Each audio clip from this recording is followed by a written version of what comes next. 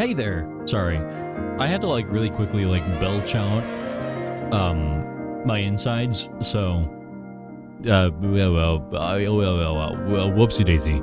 Anyway, hey there everyone. I hope you're all having a wonderful time zone and welcome on into my stream. It's good to see you all. I hope you're all I don't know, vibing out. I think my stream's working now. It's kind of weird.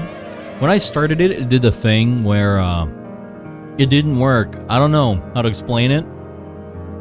I did a speed test. I'm gonna do one right now just in case. I'm kind of scared. And I had like negative upload speed. My download was fine, but like I had like no update whatsoever or upload whatsoever. I'm a princess. Slay me. Sorry, Ragna. For you, I'd have to lay you. Anyway, it still doesn't exist, actually. Except it's like 3 times faster. Which isn't a lot, because it was, again, like, negative speeds. So, you know, I don't know. Anyway, welcome on in. Everyone, do I sound okay? I don't know if I sound... Oh shit, that's my shirt. Do I sound okay? I hope I sound okay. Negative speed. They were stealing your information. Exactly. I was giving them internet. Hello, Iris. What was I saying? Oh yeah, and then like I turned stream off, checked my inspector for a moment, and then it was stable, which is so weird because I was like, okay, you went from sending literally nothing to, oh no, you're sending things fine now. So I was like, well, okay. Sure. I'm not gonna question that. You sound beautiful. That's not very helpful, but thank you. So today, I'm naked, but also we're gonna be playing some Slay the Princess. If you guys don't know what this game is about, that's okay, because I don't really know a lot about it either. Other than the title and like some screenshots, I really don't know what it's about, but I thought it was neat, and some people recommended it, so I was like, yeah, okay. It's up there. Also, I did ask you guys to do the poll in my Discord, which, by the way, if you don't know, sometimes I don't know exactly what I want to be doing for my stream, so I do ask in my Discord. So if you're not part of my Discord, join that. There is a little section where I put my announcements, and sometimes I ask for reactions. Hello. Thank you, by the way, Demords, Blast, and Red for your subs. I'll be making good use of these into the pile. Yoink. I'll be seeing you in my office later as well. But thank you very much. Enjoy your emotes, your ad-free viewing, and I hope you're all having a wonderful time. You do not have audio quality issues right now. It's not really issues I'm looking for, it's more so, do I sound okay? I'm very particular about my audio. Like, is this better? Chat, does this feel better? What about this? What about right there? What if my audio is like right here? Does that feel better? Do I have to like get into a voice and just get you really warmed up to listen to my voice? I don't know. Either way, my office, you're right, my basement.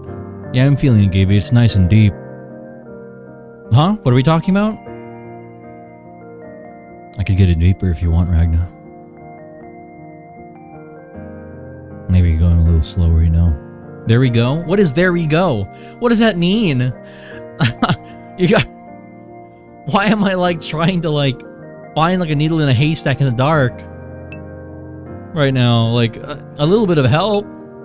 Be specific with these. I'm asking for feedback. Sounds like Gaby. What does that mean? What does this mean? Hello, Gaby. Hello.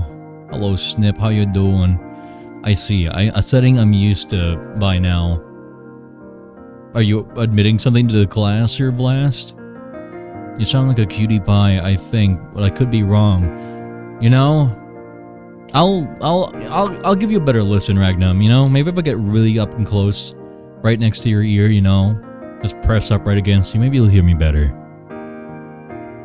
I just whisper a bunch of stuff, and hopefully that can help out. Just a little bit, you know? Just a bit more.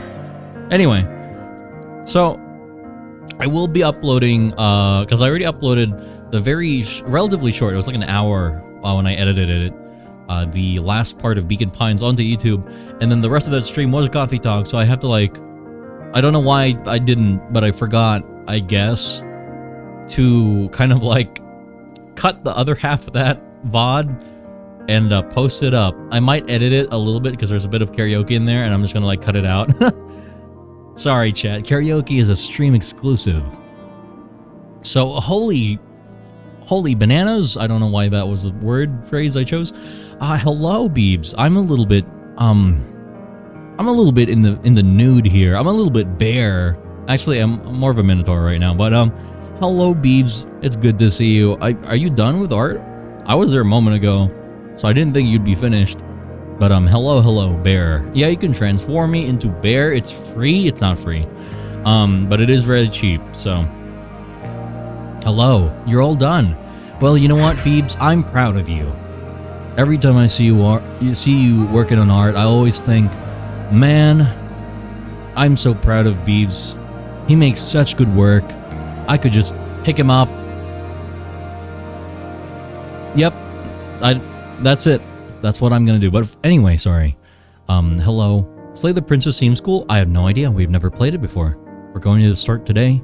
I was just giving the warm-up intro for everyone, and as well as you and raiders, I would like to do that. But thank you again, Beebs, for the raid. We'll all be coming over. Everyone check out Beebs. Makes great art. He's a crow. 10 over 10 bean. Also, for those of you who are watching and are new and are deciding to stick around, or maybe considering it, my name is Gaby. I'm a colorblind artist, musician, and a voice actor here at my stream. This is the Black Hole Bistro. I own the place. We make sure everyone has a nice, comfy, cozy time hanging out while I work on art, play games like right now. But no matter what, all the time, I take good care of you, or I try my best to. So, get nice and cozy. Find a little corner. Don't chew in the drywall. It's made of stardust. I'll welcome you in. I'm a little bit naked right now. This is not a common occurrence. Tugs are free. Bites are an extra charge. But yeah, hi there.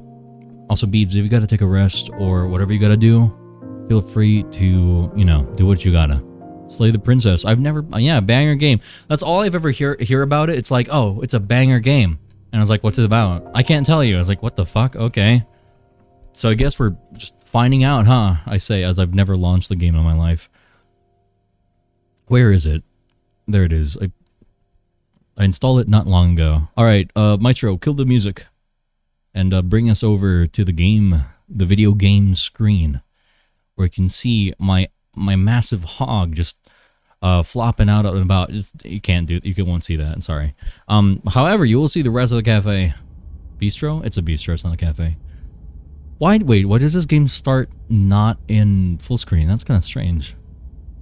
A little bit goofy, if you ask me. Gosh. Anyway, content warning. Oh my god, content warning. We just played that. I couldn't stream it because my internet wanted to kill itself. Last time. It would have been pretty funny, but you know, it's whatever. Should I make myself smaller for this? I feel like I'm blocking the screen a little bit. I'm going to leave that to you guys to decide. It's a psych horror game. It's a psych horror meta-narrative game. I mean, I kind of picked it up from, like, some clips that I've seen. But yeah, I can't really... You know, no spoilers, I suppose, is, like, the obvious thing. We'll figure it out. Naked is comfortable. Yeah, comfortable for me, but is it comfortable for you? I mean, I don't know how you'd feel walking into a bistro and there's like a big old burly bear man just making drinks with his hog out, you know? Sitting there, like on the counter, just letting it all hang out. I don't know, man. Does this mean you are the man behind the slaughter? Of course not, Clyde. I could never take away your title. Alright. Stay, make yourself smaller, just for me. Okay, here we go. Just let me know if this is enough. I'm going to be like shrinking myself down a little bit, and hopefully that's going to help you guys see the screen a little bit better. But of course, if you want me to like be a little bit bigger again, you can just let me know. Yeah, if I ever get too small, you can always let me know, okay? Is this okay? How about this?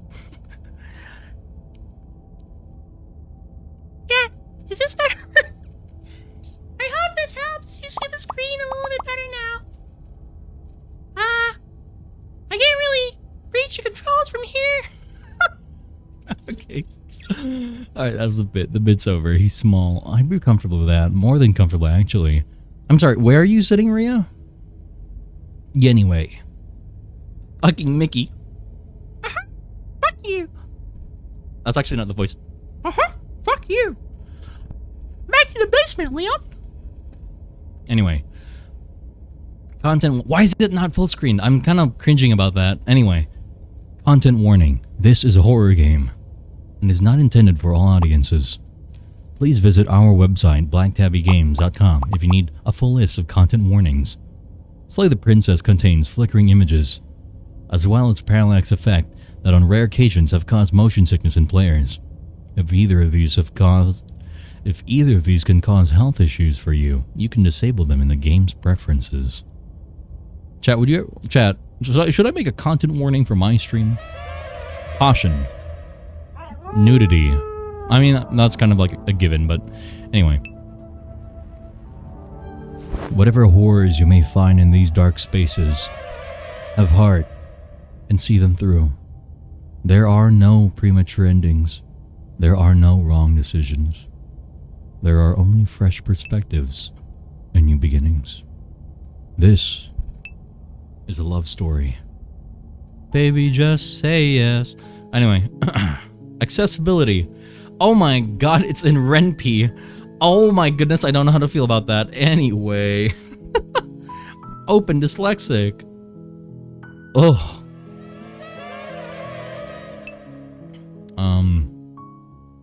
Yeah. That explains why it's not in full screen, I guess. I'm gonna leave all this on. So, warning, I guess. Love Gaby. I love Drew. Hi, Drew. Do you want a drink, or am I getting a drink from you? Adastra 2, let's go. Don't. Don't even start. Chapter 1.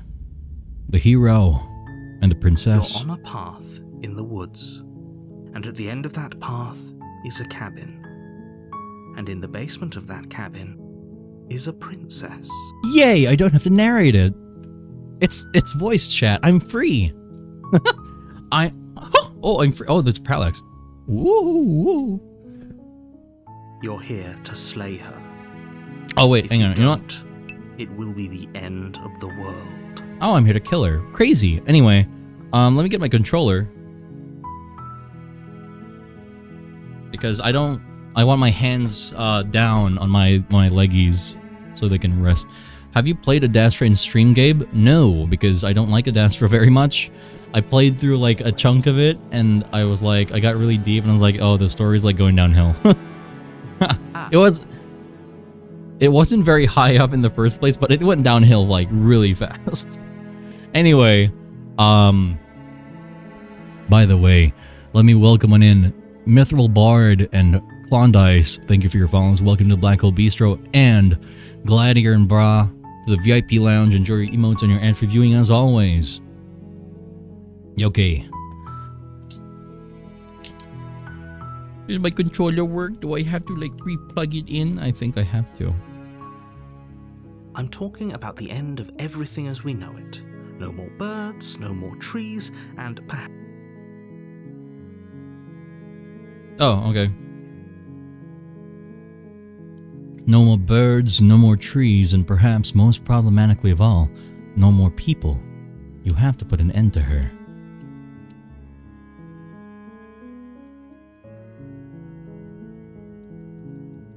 What is this? Wait, what? Huh?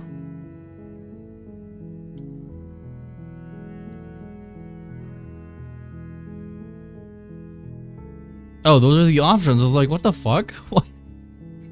Hang on. 1 second. No, okay, this is his options. I was like, what the hell? What? There's so many options. My immersion. Anyway. Explore? But how can a princess locked away in the basement end the world? If you don't tell me why she's dangerous, I'm not going to kill her. Do you have any evidence to back this up?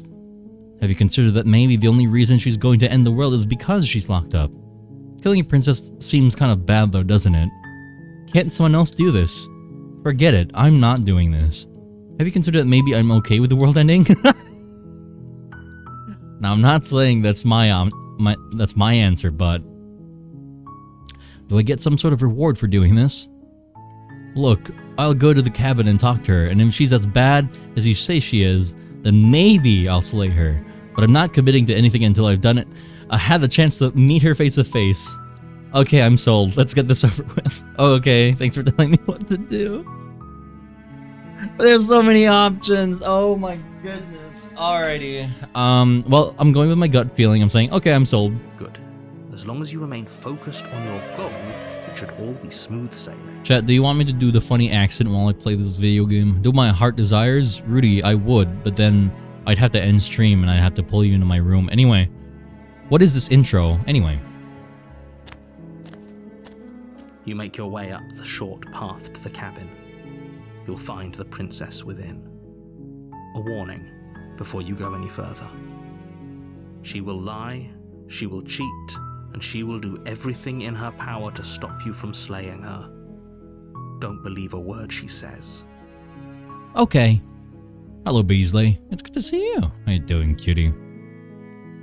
I was getting short in snacks. I'm glad you showed up. We're not going to go through with this, right? She's a princess. We're supposed to save princesses, not slay them. Ignore him. He doesn't know what he's talking about. I agree. Did you read any of the Echo VN? I think I did everything except like 2.5 routes because it did not exist. But people told me to finish it or it's good, and I was like, yeah, it's good. I'll finish it eventually. I just wanted to wait until it was done. I'm doing well today, but Beasley, you're always lovely. Proceed into the cabin.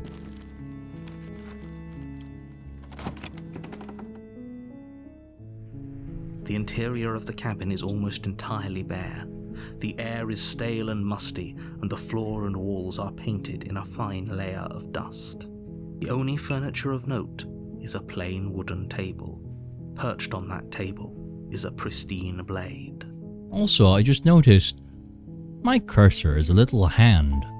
I thought I was holding like a quill, but actually that's a clawed finger. Curious. The blade is your implement. You'll need it if you want to do this right. Okay. You take the blade from the table.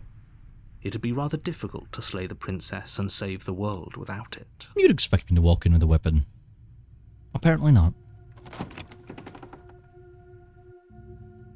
The door to the basement creaks open, revealing a staircase faintly illuminated by an unseen light in the room below. This is an oppressive place. The air feels heavy and damp, a hint of rot filtering from the ancient wood.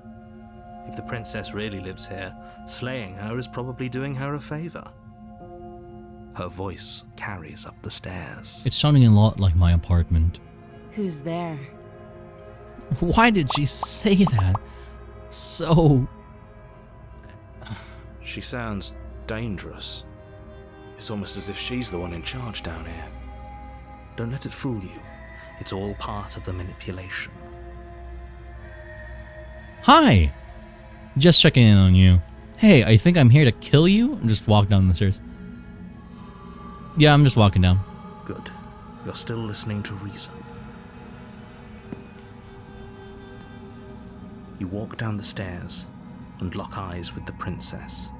There's a heavy chain around her wrist, binding her to the far wall of the basement.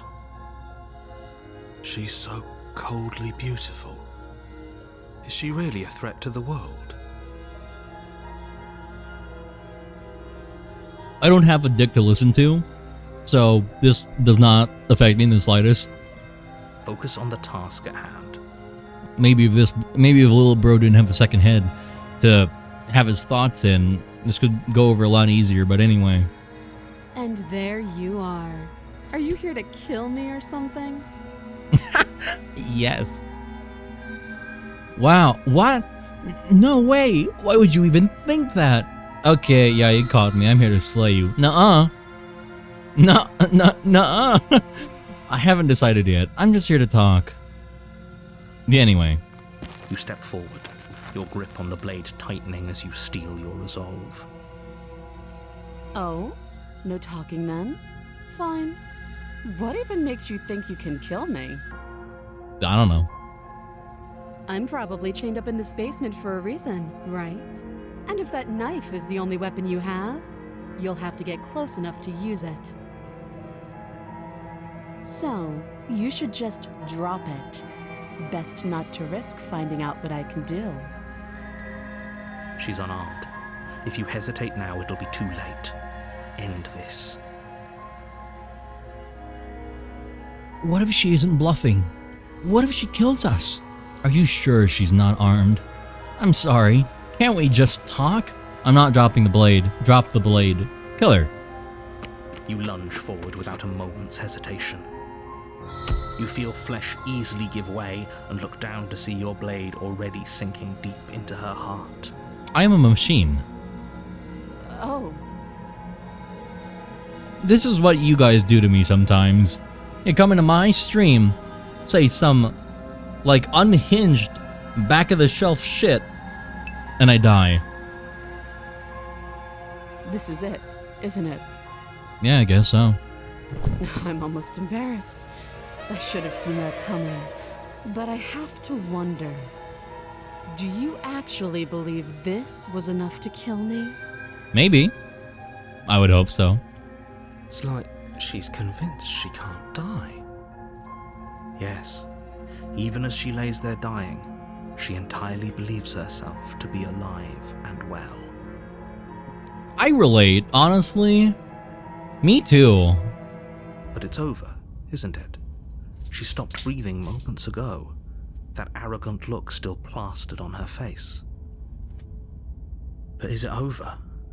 Really over? Of course it is. She's dead. I'm not sure. I feel like she has to have some kind of trick up her sleeve. Of course not, that's too easy. Yeah, she's dead. Yes, exactly. It's over. It's over, isn't it? With your work done, you make your way back up the stairs, closing the door to the basement behind you. Why do I feel like we've done something terrible? You did kill someone.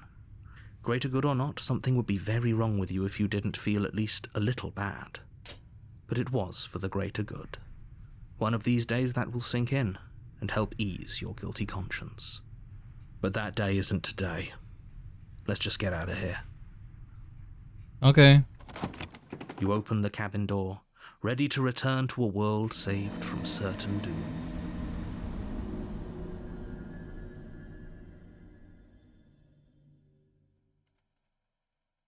It's a little too early for that. Only a world saved from certain doom isn't what you find. Instead, what you find is nothing at all. Where a lush forest stood mere minutes ago, the only thing in front of you now is the vast emptiness of some place far away. What happened? Everyone is fine. It's just that you and the cabin are now far away from them. Don't worry. You'll be safe here. This is good. Everyone is happy. You'll be happy. Oh, okay. I'm so glad you're keeping an open mind. This is what's best for everyone. Trust me. Time passes. You can't be sure if it's days or months or years or even decades. It's all a wonderful, boring blur. You've never been happier. This is so, like, similar to my current predicament that this doesn't even bother me. This is kind of like a, yeah, just Monday, I guess. Psst. Hey, we're not just gonna stay here forever, right? That's the neat part. Of course we are. I'd like it here. Didn't you hear the narrator? I'm happy. We're happy. Yeah, let me just gaslight myself into feeling okay with the situation. Are we really happy? Or is he just telling us that we are? Does it matter? No, we're happy. I'm sure of it. Really? Well, if you ever change your mind, just let me know, I guess. Okay. More happy time passes. Yippee! Though the word begins to lose its meaning. Time, that is, not happy. Happy still has plenty of meaning. Please, shake yourself out of it. We have to get out of here. The little voices, please, fall on deaf ears. Eventually you pass into a blissful state of pure existence. Though words like eventually and pass ceased to have any meaning to you long before that shift, you simply exist. Happy. Forever. Yay! Yippee! Good ending. I did it. I saved everyone. Alright everyone, so that was Slay the Princess.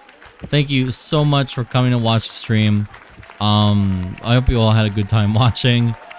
Yeah, let me just find someone to raid now. The voices in your head.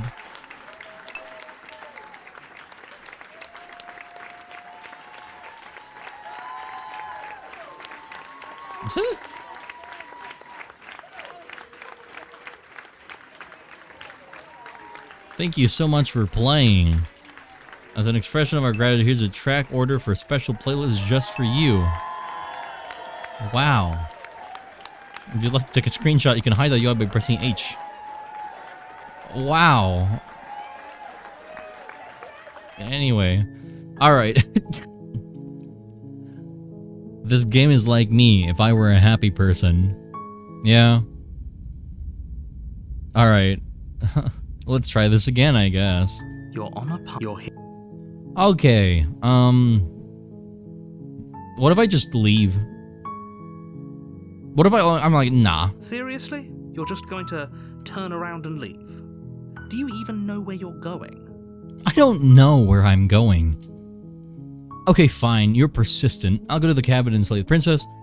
Cabin, lie. Yep, I definitely know where I'm going. Nope. Oh man, there's so many endings, or there's so many like options, Jesus. I'm actually, you know what, no, let's just say, yeah, I definitely know. Somehow I doubt that, but fine. I suppose you just quietly continue down the path away from the cabin. I mean, surely I got up here somehow. I can just walk back, you know. Good. What we're being asked to do here is wrong. Better to wash our hands of this whole situation than to take part in it. Ignore that annoying little voice. He doesn't know what he's talking about. That's strange. It looks like this path also leads to the cabin. How convenient. Everything's back on track again. Maybe the world can still be saved after all. What if I turn around again and leave? Again. You're really keen on wasting everyone's time, aren't you? It's remarkably selfish, if you ask me. I've already outlined the stakes of the situation. If you don't do your job, everyone dies. Like, dies. Forever. Everyone dies someday. You can't always choose to save people. Sometimes it's better to just let things happen.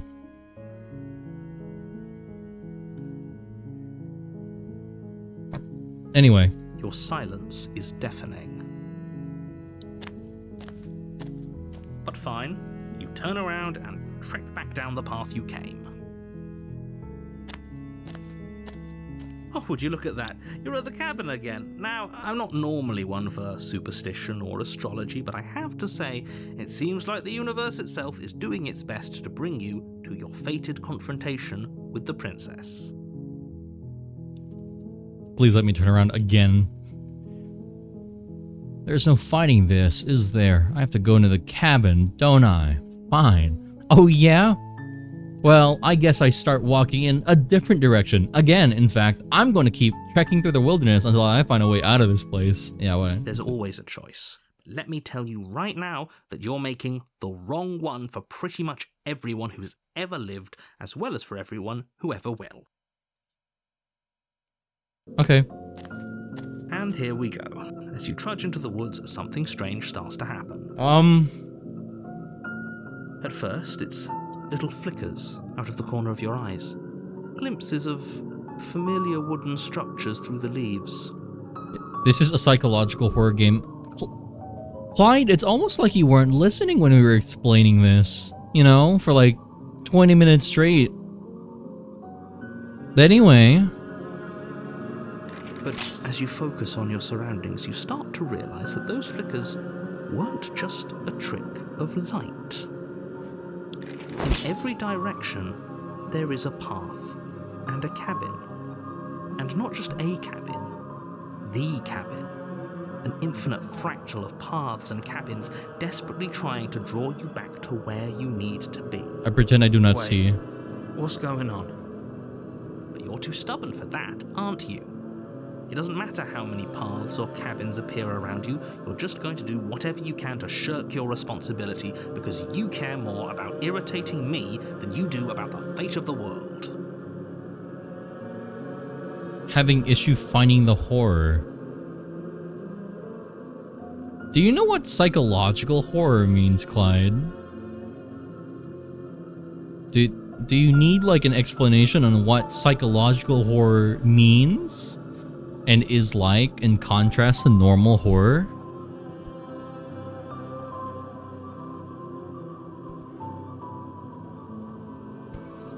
I do, it's my favorite genre. Then surely you know that it doesn't happen like right away. No, I do not. Okay, then it's not your favorite genre, but if you don't even know what it is. You've doomed us all. You know that, right? Nice. But of course you do. Otherwise you wouldn't just wander off into the forest in search of certain death. I mean... You lose track of just how long you spend aimlessly tromping through the wilderness. But it's not like any of that time spent lost in the woods really matters, because it isn't long before the world ends and everyone dies. Nice. Oh. Chapter 2, The Stranger. You're on a path in the woods, and at the end of that path is a cabin. And in the basement of that cabin is a princess. I feel like I'm someone else now. Also, hi Kane Not West, thank you for your follow. I don't know why I said Kane. No, that is Kane. Kane Not West, thank you for your follow. Welcome to the Black Hole Bistro. You're here to slay her. If you don't, it will be the end of the world. Okay. I'm getting a terrible sense of deja vu. Okay, no. Oh man, there's a lot. Hang on, let me look at this. Deja vu. Hasn't this happened? Okay, no. You aren't kidding. She actually ended the world last time, didn't she? What the hell is she? You're in for it now. I'm wise to your tricks. I died. Whole world ended. Those walls weren't here last time. True. Yep, okay. Heading to the cabin now where I'm definitely going to slay the princess. Going to the cabin. Quietly go... yeah. Okay. Heading to the cabin now where I'm definitely going to slay the princess. You know I can tell when you're lying, right? Please take this seriously. I am begging you. Nah. A warning before you go any further. She will lie, she will cheat, and she will do everything. If we're stuck going in there, maybe we should believe her. Maybe she isn't a liar. Voice of the contrarian. Ignore him. He's just being difficult for the sake of it. Let's keep an open mind. The voices in my head, they grow. They multiply. No, I don't want to go to the cabin. The cabin interior is wrong. A confusing patchwork of many cabin interiors, all projected across what's almost the same space. But it's all shifted. An inch here, a foot there, such that the seams are never quite visible enough for the place to make any sense. The only furniture of note is a plain table, its legs all the wrong lengths, its material devoid of feature. Perched on that table is a pristine blade. This is what backgrounds look like when I try to draw them, honestly. The blade is your implement. You'll need it if you want to do this right. Also, I think this is like what the bistro canonically looks like. Like, it looks okay until you look too closely, and then you're like, this doesn't quite look like a place. If he wants us to take it, maybe we should just leave it to collect dust. Or better yet, grab it and throw it out the window. good is a knife against a world-ending monstrosity anyway? Good point. No, we're taking the knife. Have you seen this place? We have literally no idea what to expect and no idea what we're dealing with. I've already told you what you're dealing with. You're dealing with a princess. How many times do I have to explain this incredibly simple and straightforward premise? I trust my schizophrenia. You can't just say that. But when everything here is so wrong. This game, indeed this game, Larkside. Listen to me. My job is to describe facts as facts and to guide you through your job, which is to slay the princess and through that action, save the entire world. And if you're going to slay her, you cannot let fear creep into your heart. You cannot lose yourself before you even get to her. Oh, ho, ho, ho. You've piqued my interest. What's going to happen if we lose ourselves? Nothing, because you're going to pull yourself together. I think we're way past that point, but okay. Just ignore the stressful geometry and stay calm. That's what I say in math class when I was in high school. How? Even if we closed our eyes, you're constantly describing it to us. I'm not going to stop doing my job, so you're just going to have to get better at yours. And quickly, if you don't mind. He really said skill issue. Yes, take a deep breath. I'm all for getting under his skin, but we'll miss out on loads of fun if we shrivel up into a ball and go insane the first time we see something weird. Every, like standoffish side main character in any, cosmic horror story ever. What you're seeing here is obviously real. Just accept it and go with the flow. It really isn't hard. Okay, I'm fine. Good. Now, whenever you're ready, we're all waiting for you to complete a very important task. You didn't say anything about the mirror on the wall. Approach the mirror, take the blade, enter the bit. Let's look at the mirror. Oh, no, we didn't say anything about the mirror on the wall, actually. Ooh, we should look at ourselves. Wouldn't that be fun? You won't be looking at yourself because there isn't a mirror. There's the table, the blade sitting on the table, and the door to the basement. There's nothing else in here. Wait a minute, I look at it now and everything's kind of like wiggly except the mirror and the table. That's neat. There's definitely a mirror. There isn't. You insisting it isn't there just makes me want to look at it even more. Thank you, schizophrenia. I also want to look at myself. I want to see how handsome I am. Why would you lie about that? What's the point? Nah. We shouldn't waste time preening. If he is lying about the mirror, it might be important. I'm not lying to you. Use your eyes. There is no mirror. Why would I lie about something so meaningless? What good would it even do? This is me trying to gaslight my D&D players into not exploring something that isn't ready for them yet. So we're all in agreement then. We're looking. Yeah. You walk up to the wall next to the basement door. It's a wall. There isn't much to see here.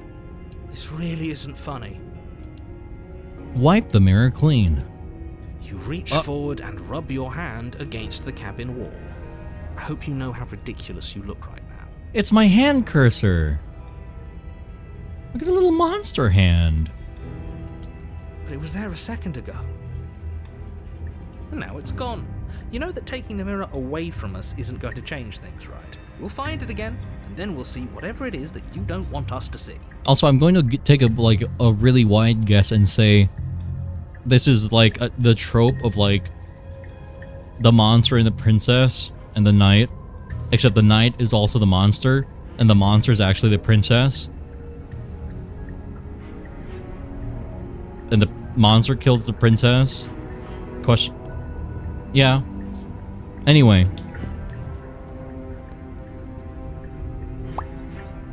I guess we're taking... You know what? Yeah, we'll take the knife. You take the blade from the table. It would be difficult to slay the princess and save the world without a weapon. Mix them up a bit more. Okay. Here's my guess. I am the knight, who is also the monster, who's killing the princess, who's also the monster, or his actual monster. But the actual monster is a knight, and the knight is also a princess. I'm also a princess, by the way. A princess monster knight. here to kill the princess monster, who's not a knight, unless she is. But she isn't. Is that better? Wah? Hi, Gaby. Hello. Okay, fine, you took the knife. But you really shouldn't hold it like that. But if she's monster, then who is knife? Hand hook, door hand hook knife. I don't know, man. Then how are we supposed to hold it? Wait, what's happening right now? You take the blade when they... Okay, fine, you took the knife, but you really shouldn't hold it like that. Hold it like what? How am I holding it? Follow us on Twitter. I love how that's like an option in the menu.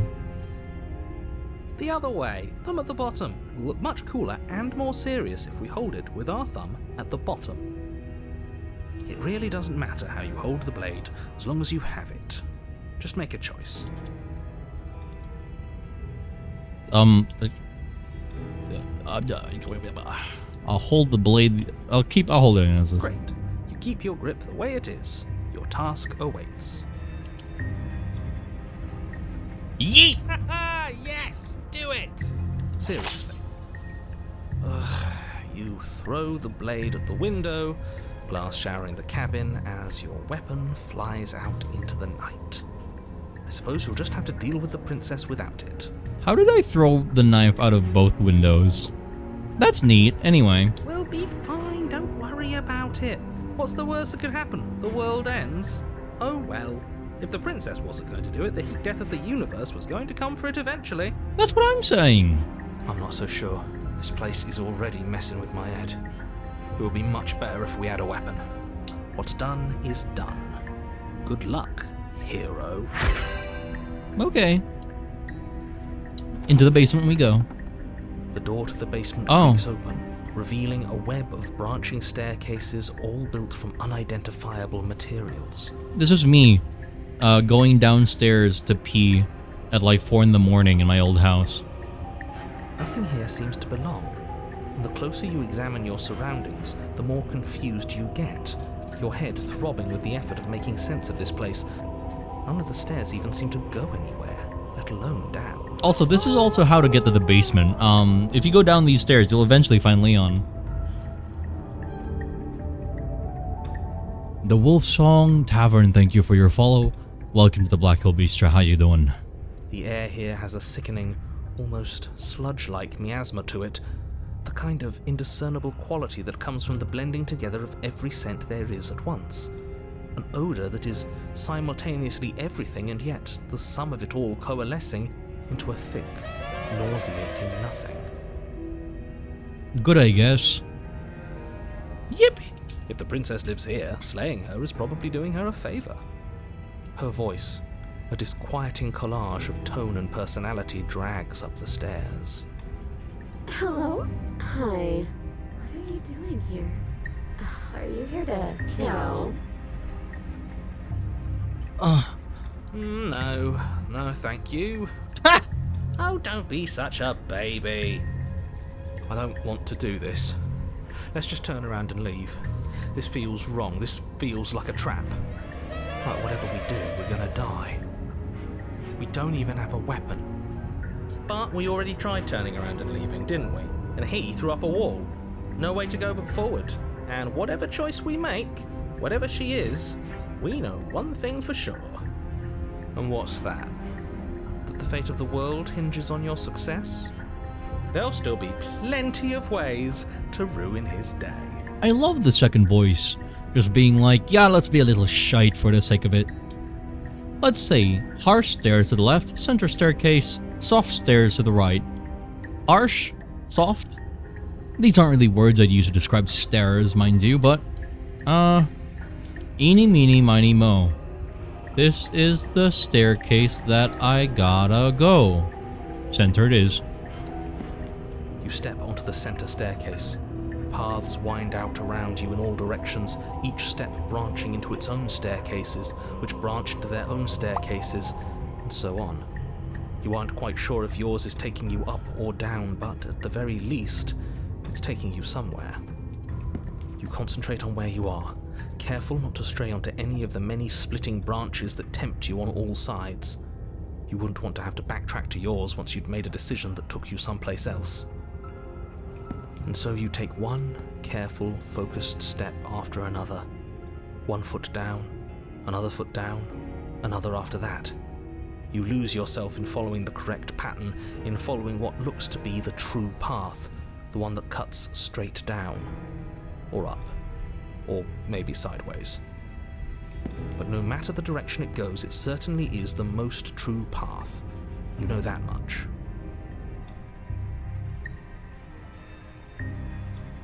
You slowly lose sense of yourself the further you go. Time disappears, and you can feel yourself begin to untether. Perhaps I should have saved a moment ago. Physical sensations dull and then vanish, until the only things experienced are the endless repeating patterns and emotions of the journey, a continuous march forward to a destination long forgotten. Consumption and betrayal, skepticism and blind devotion, rivalry and submission, terror and longing, pain and unfamiliarity. And at the heart of it all, an emotion that can only be described as... Can I help you? Aye. No save, only forward. That's what I'm gonna do with you once I have to... What the hell was that? What happened to us? I don't know. I feel so strange. Like I'm fundamentally different, but also still the same person I was at the top of the stairs. I also come to the same realizations every time I go down the stairs for milk. Oh well, that was a trip, but now it's over. Time to get back to our old devilish ways. You can't stop the little shite energy. The princess, eyes bright but otherwise shrouded in darkness, watches you impatiently from the other side of the basement. Don't forget why you're here. And why are we here again? In case you weren't listening, I'm afraid I lost myself on the way down. You're here to... He's just being an ass, we remember. Though I'm still not sure if we should trust you. Let's talk to her for a bit, try and get our bearings. She seems... normal. Normal. Hello, Zachariah. Let's see,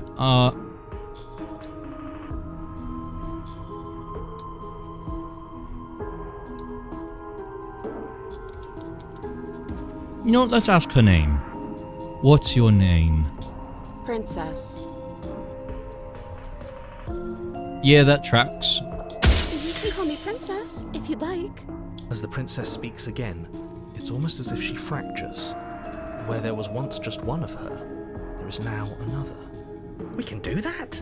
I don't like this. It's those cabins all over again. Can we put her back? I can fix her. Again? Have you been here before? Should we tell him? Nah, let him stew. Right, I'm telling him. Yeah, we've been here before, but we never went to the cabin. We just turned around and left until... It's hard to describe. Until the only thing we could see was the same cabin going on forever. And then you told us that the world ended and we died. And then we woke up, and I'm pretty sure you're familiar with all the rest of it. It seems to me like you saw something you weren't supposed to have seen. If only you'd listened to whatever words of wisdom you were given in that other reality.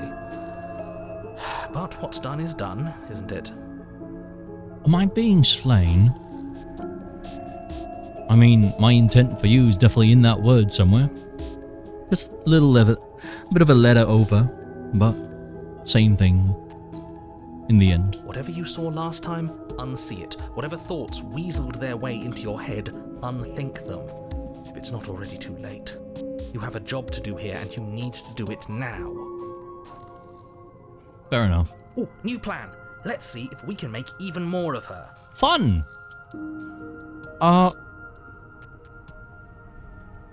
Getting down here was weird. Like I was pulled apart and put back together again. Do you know what happened to me? I don't remember what it was like before I was in this place. Why would I know what happened to you? We're probably stuck down here forever, aren't we? There's no way out, and barely a way in. Sometimes I feel like I'm being pulled apart too. It's so terrifying down here. But at least now you're not alone. And I'm not alone either. You're apparently a threat to the world. I was sent here to slay you. I don't have any weapons, and I'm chained to a wall. Do I look like someone that could end the world? Do I look like a monster? Everything you've heard about me is true, and I'm going to lay waste to everything, starting with you. Okay, this was fun for a bit, but we can't even really interact with her, can we? What's the point of asking questions if all we're going to get is a million answers? I can't even follow what's going on anymore. We need to get out of here. This whole place is making me itch. My clothes! Let's see. If I let you out of here, what are you going to do? I don't think I can answer that question in a way you'd find meaningful. What do you want me to say? That I'd be a good person? You either trust me or you believe that I'm dangerous. What I say won't change how you already feel about me.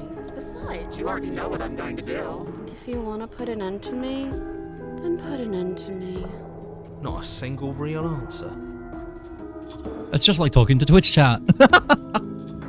At least aside from Miss Blood and Destruction, it's infuriating, isn't it? Shotgun. Love you, Gaby. Love you as well, Roy. It's good to see. Whose buttons are there for us to press? Whose skin is there for us to get under? Not exactly how I'd put it, but I don't disagree. There must be something we can do. Asking questions just seems to make things worse.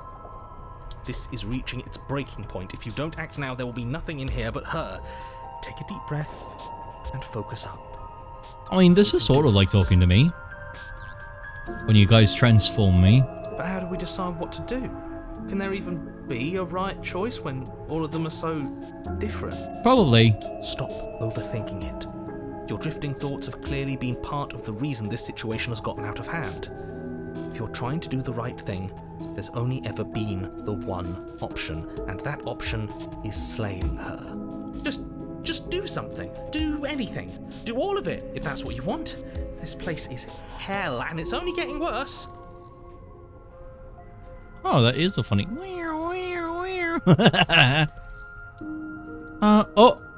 It's just letting me click all the answers. I'm getting you out of here. Try and free her. I don't know what you are, but I can't trust you, and I can't trust anything here. Leave in the basement.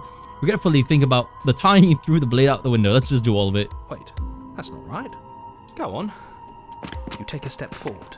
Your foot lands, but it lands different. You experience a firm footfall, a gentle tread, a confident stride. You can feel yourself rupture. The room spins, your perception multiplying in a sickening kaleidoscope as your very self is pulled in incomprehensibly many directions. Lovely. You find the blade suddenly in your hands. All at once you use it to strike at her bindings as you remain upstairs and slay her and leave her to perish. Yeah, that tracks. Is this what the end of the world looks like? What an unbearable mess. You know, this is very similar to what Val experiences. Spoiler alert. But this... we can't... Do you not have anything witty to say? I could use a good bit of wit right now. No, I don't, because this isn't fun. How are we supposed to have fun if everything is happening at the same time? It's the same as nothing happening, and nothing is excruciating. Luckily for all of us, nothing and everything doesn't go on forever. The world and the princess collapse in on themselves before it all falls apart. I think he's gone. We were never going to salvage this, were we? What happened to us? What are we? There are parts of us that are dead, and others, they just don't fit. They just don't fit. Me and my schizophrenia. We can feel them moving around in spaces they don't belong. It's all so uncomfortable. Did you do this? Did we do this? Can you pull us back apart? Can you fix us? I can fix her. But also, this is what it's like reading Twitch chat at times. Fucking... We should help her. I think we did this. How surprisingly sincere. I didn't actually think our actions had consequences. Just like real life. It's a little late for regret, isn't it? Please. It's going to be okay. Do my best. Don't think you're supposed to be fixed. No. You're just destroying everything. I'm not gonna fix you. Yeah, I'll fix her. I'll do my best. Oh!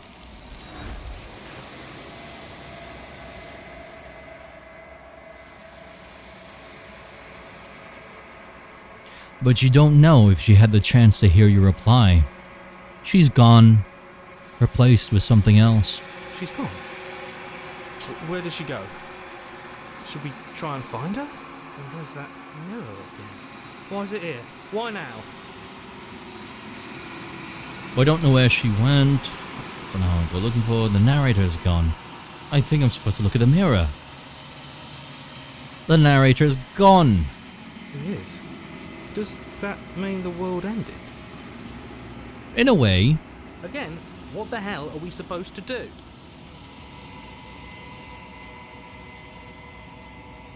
I don't know where she went. Right. She's gone. It's just us and that awful thing. Again, what the hell are we supposed to do? I think we're supposed to look at the mirror. There's something dreadful about it. I don't think you should. No. Don't do that. We're looking at the mirror. I'm begging you, don't do this. The mirror never scared you before. It's different now. It feels... I don't know. Final. You approach the mirror. Gaze into your reflection. Silence as you reach forward.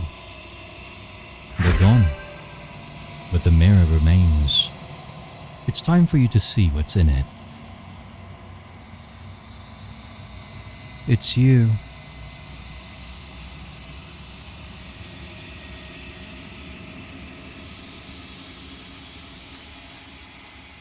You are alone in a place that is empty.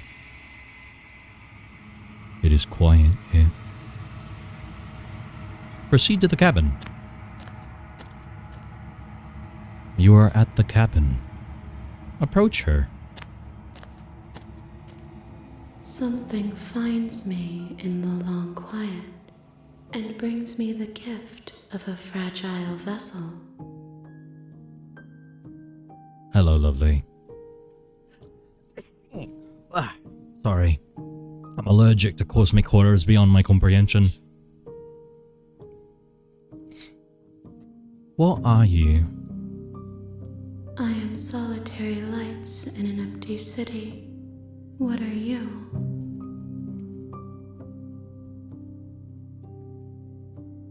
What do you think I am? I think that you are like me.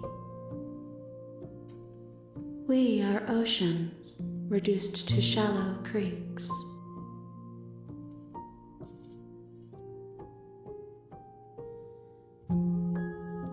The gift of a fragile vessel. Yes, nerves and fibers to feel the worlds beyond, perspectives to make my own. These ones are a contradiction, a winding kaleidoscope of paths and walks. They are stretched into a shape not unlike me, but it is a shape they cannot hold. I am sorry that you met this vessel so early in your journey, but they will make for a rich and vibrant heart. Do not mourn them, for they will finally get to know themselves. Is this... Damn, there's so many things. Is this the end of the world? How can the world have ended if we are talking? Good question. Do you know the narrator? You are the only thing I have ever known. Oh, that's romantic in a way. That's horrifying and existential altogether. The space we're in is vacant. Nothing comes here but us. Are you the princess? She is part of me, and part of me is her. But were you always the princess? Or are you just making her a part of yourself? You speak in circles. Does it matter where one thing begins and another ends? I can't believe it. This is literally just a Val lore. This is literally just Valentine for my lore. Let her out of there. I'm sorry. There are some changes that can never be undone. There are some tears that can never be unshed. This is not a place that can hold a fragment of a concept. The moment she arrived here, she was going to return to me. I promise that it doesn't hurt. I believe you. Do we know each other? You are familiar, but you are not me. I feel sadness, longing, hope as I witness you. Are you what sent me to slay the princess? Are you what trapped me here? I have only just now stirred to consciousness. I could not have trapped you here, and I too yearn to be free. Do you know about this place? About the worlds beyond this place? I know only that they are. Oh, let's save here. What happens now? Nothing, as we are. But I know that there are worlds beyond us, and that we are meant to reach them. There is no exit, but this vessel is a creature of perception. She can make you forget, if only you believe her to be able to. Bring me more perspectives, so that I may be whole, and perhaps then we will know our freedom. Yeah, I'm following along pretty easily. Oopsie. Aren't you scared that I'll find a way to kill you? I have not lived. I am not afraid to die. Damn, it is... it is Val. How much will I forget? Everything. Until we meet again. How many more pieces of you do I have to find? More than you have found, but less than there are to find. I am infinite. The rest will find their own way home. Fair enough. And what if I don't let you do this to me? Then we will be here forever, as we are now. Unfinished, dry, hollow. Understood. I was sent to slay the princess and stop her from destroying the world. If I help you, is that what you're going to do? You ask of things that cannot be done. To destroy is merely to reshape, to remold. Okay, that's more of Gwyn's lore, but yeah. You're being semantic. What are you going to do if I help you? Do I care? I'll ask anyway. How can I know? I am flickers in something sprawling and unilluminated.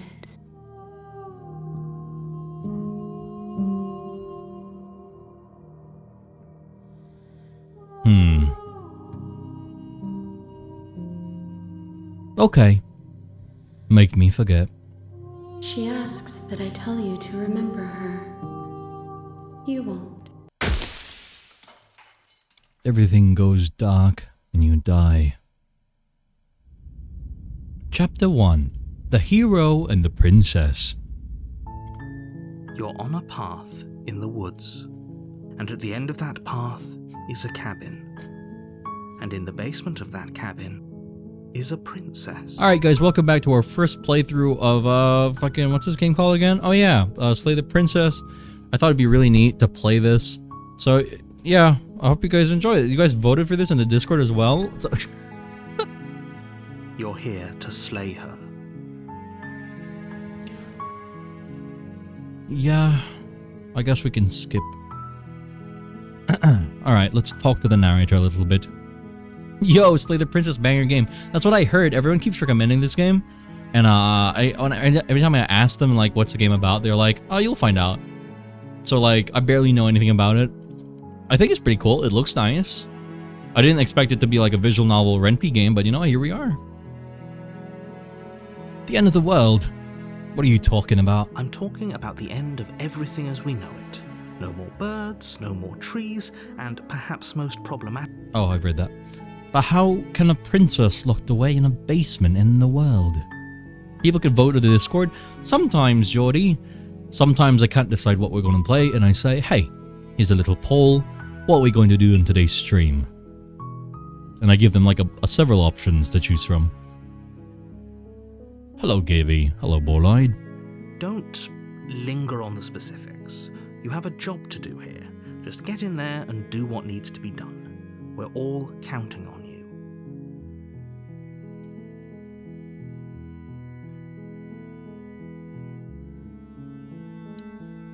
Do you have any evidence to back this up? Look, you're already on the path that leads to the cabin. Why would you be here if it weren't to complete a very important task? You've made it this far, you might as well reach the end of your journey. There is 3 minutes of my birthday left. May I have a smooch? We can accomplish many things in 3 minutes, Bolide. Here, let me give you a little gift. But also, mwah. Have you considered that maybe the only reason she's going to end the world is because she's locked up?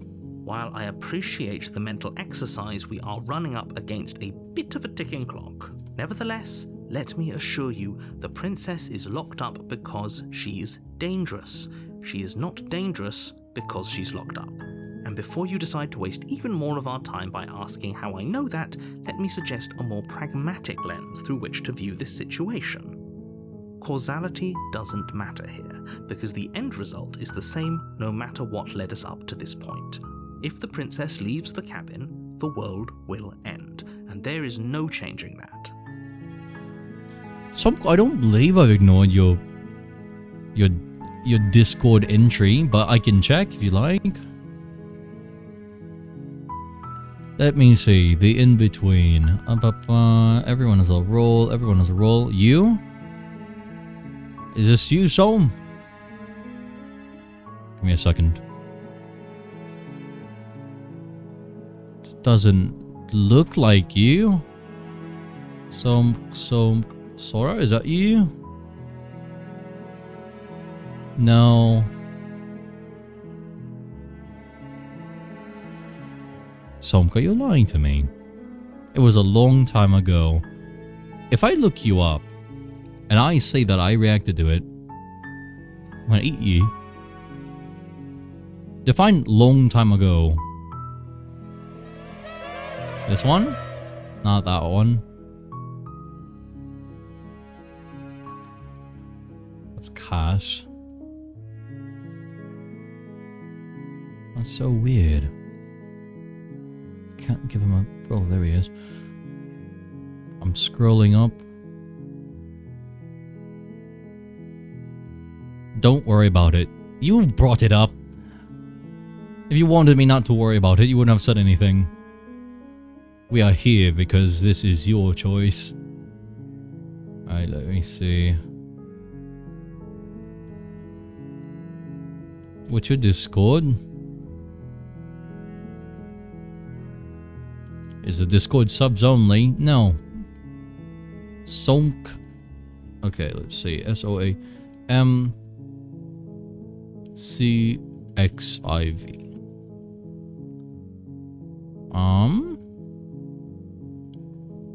From Sonk.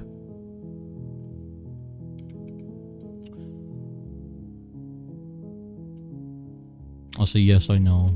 That's a Roman numeral, but I'm not gonna figure out what that number is. So I hate to break it to you.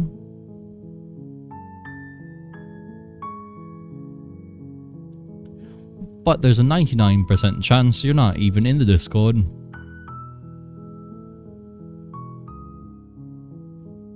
Because I can't find you. It seems like it says you're not in the Discord. I can't even find your messages. Because you have not typed in my Discord ever.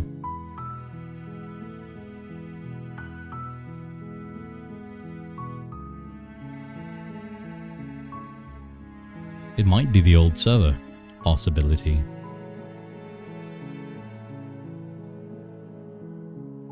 Yeah, I've never seen you type before in my life. But there you go. Anyway. Alright, where were we?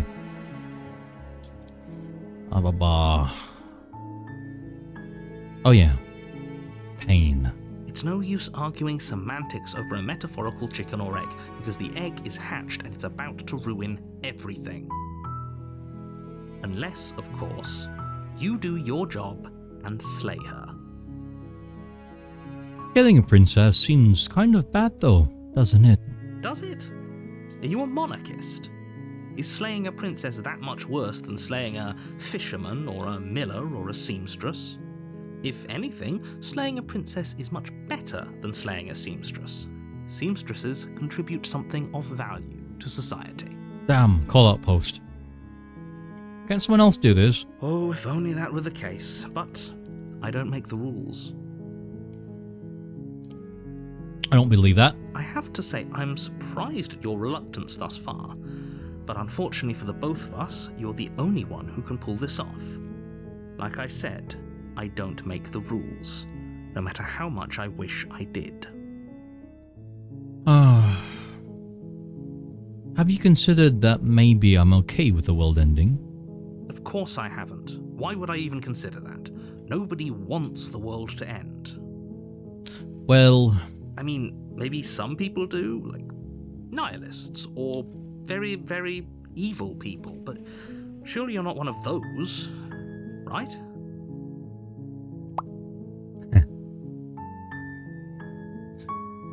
we'll get some sort of reward for doing this. Yes, but you'll have to slay her before you get it. Can you tell me what my prize is? For doing a good job? It's a secret, but I think you'll like it. It's a special reward, just for you. And whatever you think it might be, I can promise you it's going to be even better than your wildest imagination. Considering what happened when he killed her, perhaps not the most truthful of answer.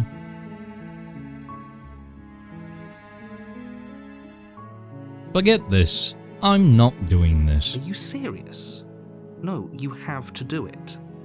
Nuh-uh.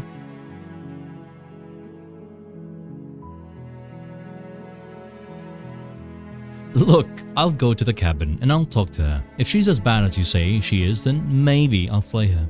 But I'm not committing to anything until I've had the chance to meet her face to face. Then I guess we'll just have to see what happens. But a word of warning. If you go in prepared to hear her out, she could easily trap you in her web of lies. And the more you listen to her honeyed words, the harder it'll be to pull yourself out. Considering the only thing that's happened so far is we've killed her and she broke reality, sort of, and ascended to some sort of hollow deity. Not a lot of convincing me of anything, is there? Then each and every one of us is doomed. Boo-hoo. So sure, go, talk to her. See how that turns out for all of us. Yippee! You make your way up the short path to the cabin. You'll find the princess within. We're not going to go through with this, right? She's a princess. Ignore him. The interior of the cabin is... Do we take the blade? Let's save here. I'll take the blade. Again. You take the blade from the table. Alright, let's go down. The door I to have a the little basement knife now. creaks open, revealing ching, a ching, ching. staircase faintly illuminated by an unseen light. Just checking in on you. Oh, it's been so long since anyone's come down here. I was starting to think they'd forgotten about me. You walk down the stairs and lock eyes with the princess. There's a heavy chain around her wrist, binding her to the far wall of the basement. She's so coldly beautiful. Is she really a threat to the world? Focus on the task at hand. And there you are. Are you here to kill me or something? Nuh-uh. Then drop the knife. Nuh-uh. We should. It'll go a long way to building trust with her. Don't you dare. It's fine. We can decide what we want to do after we talk to her. Maybe she really is a monster, but killing someone in cold blood isn't very becoming of us.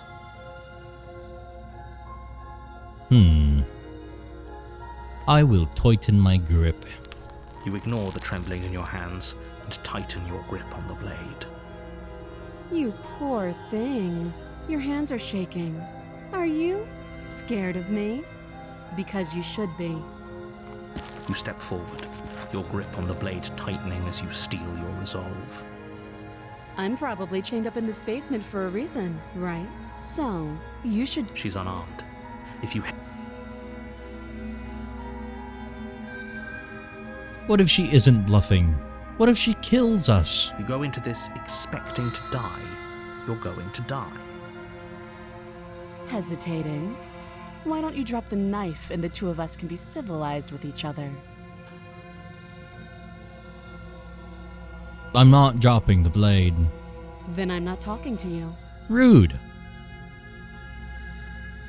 Squint at the princess while holding onto the blade. You stare at the princess, squinting. I wish I had a squint emote. Do we have a squint emote? I don't think we do, right? God, I wish I had a squint emote. That'd be so funny. Wait, chat, who among the forums would have, like, the squintiest emotion? That's not squint. I feel like... Gator has shock, Minnow has cack. Who would it be? Dragon? Yeah, no, that tracks. Perhaps Gwyn would squint. Anyway. She squints back. She's squinting back at me. The two of you are gonna do this forever, aren't you? Sort of. Are you sure you just squint at the princess even harder? You squint even harder. So does she. This is fucking like a... This is fucking a Jordan Peele skit, Jesus. At least nobody's dying right now. You're going to have to make a choice. You can't keep squinting forever. Eventually, someone is going to have to blink. Damn it. Ah, fine. We drop the blade. The blade tumbles out of your trembling hands and drops to the floor with an unceremonious clang. Thank you. Maybe now we can just... talk. Against your better judgment, you step forward to speak with the princess face to face, unarmed. Hello, Frosty. It's good to see you. We'll be fine. We'll be fine. I don't know what you're hoping to accomplish here, but I can assure you there's no reasoning with her. Just make sure you don't forget about the blade on the floor. You're going to need it. So here we are. What an awkward start to a relationship. To be fair, I feel like if you came down to try and kill me, but not kill me immediately, and you eventually dropped your weapon, I'm inclined to at least try and talk to you. And I'd also be flattered to think that, you know, there'd be someone out there willing to kill me. Very romantic. Yeah, it's, pretty awkward. I know. I just said that. Now why are you here to kill me? I have my reasons. Actually, what are my reasons? Let's see.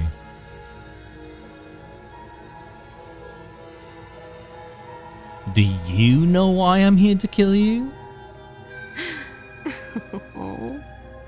She was just threatening us a second ago. Am I the only one here unnerved by that perfect little laugh? Maybe. And I oop.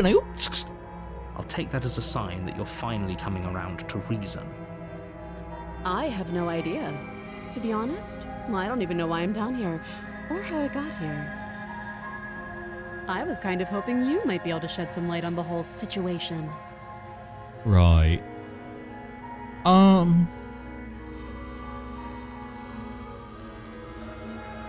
What's your name? She hesitates before answering. You can address me as your Royal Highness, or Her Majesty. Any honorific should do, really.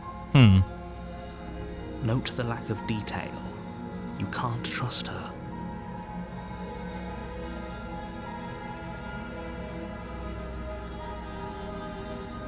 Why do I have the option to do you know why I'm here to kill you again? Yeah, let's ask her again. Do you?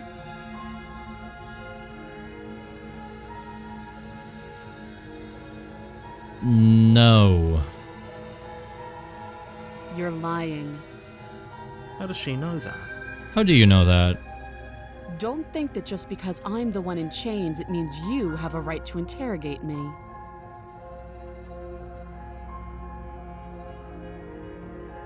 How long have you been down here? Too long. That's not an answer. Again, she offers no specifics. No matter how hard you try, you'll never get a straight answer out of her. Hi, Gaby. Hello, little pup. How fares your storms? How would I get you out of here? You can't. Don't bother. I'm guessing you don't have the key then. I'm sure there's a key somewhere around here, and if there isn't, well, we can always put that knife to good use. Why do you look at me like that? Her sharp eyes settle on the edge of the blade. She isn't suggesting what I think she's suggesting. Are you Right. asking me to chop your arm off? She is. I'm sure of it. Okay, we've talked enough. Oh, have you decided what to do with me? You know why you're here.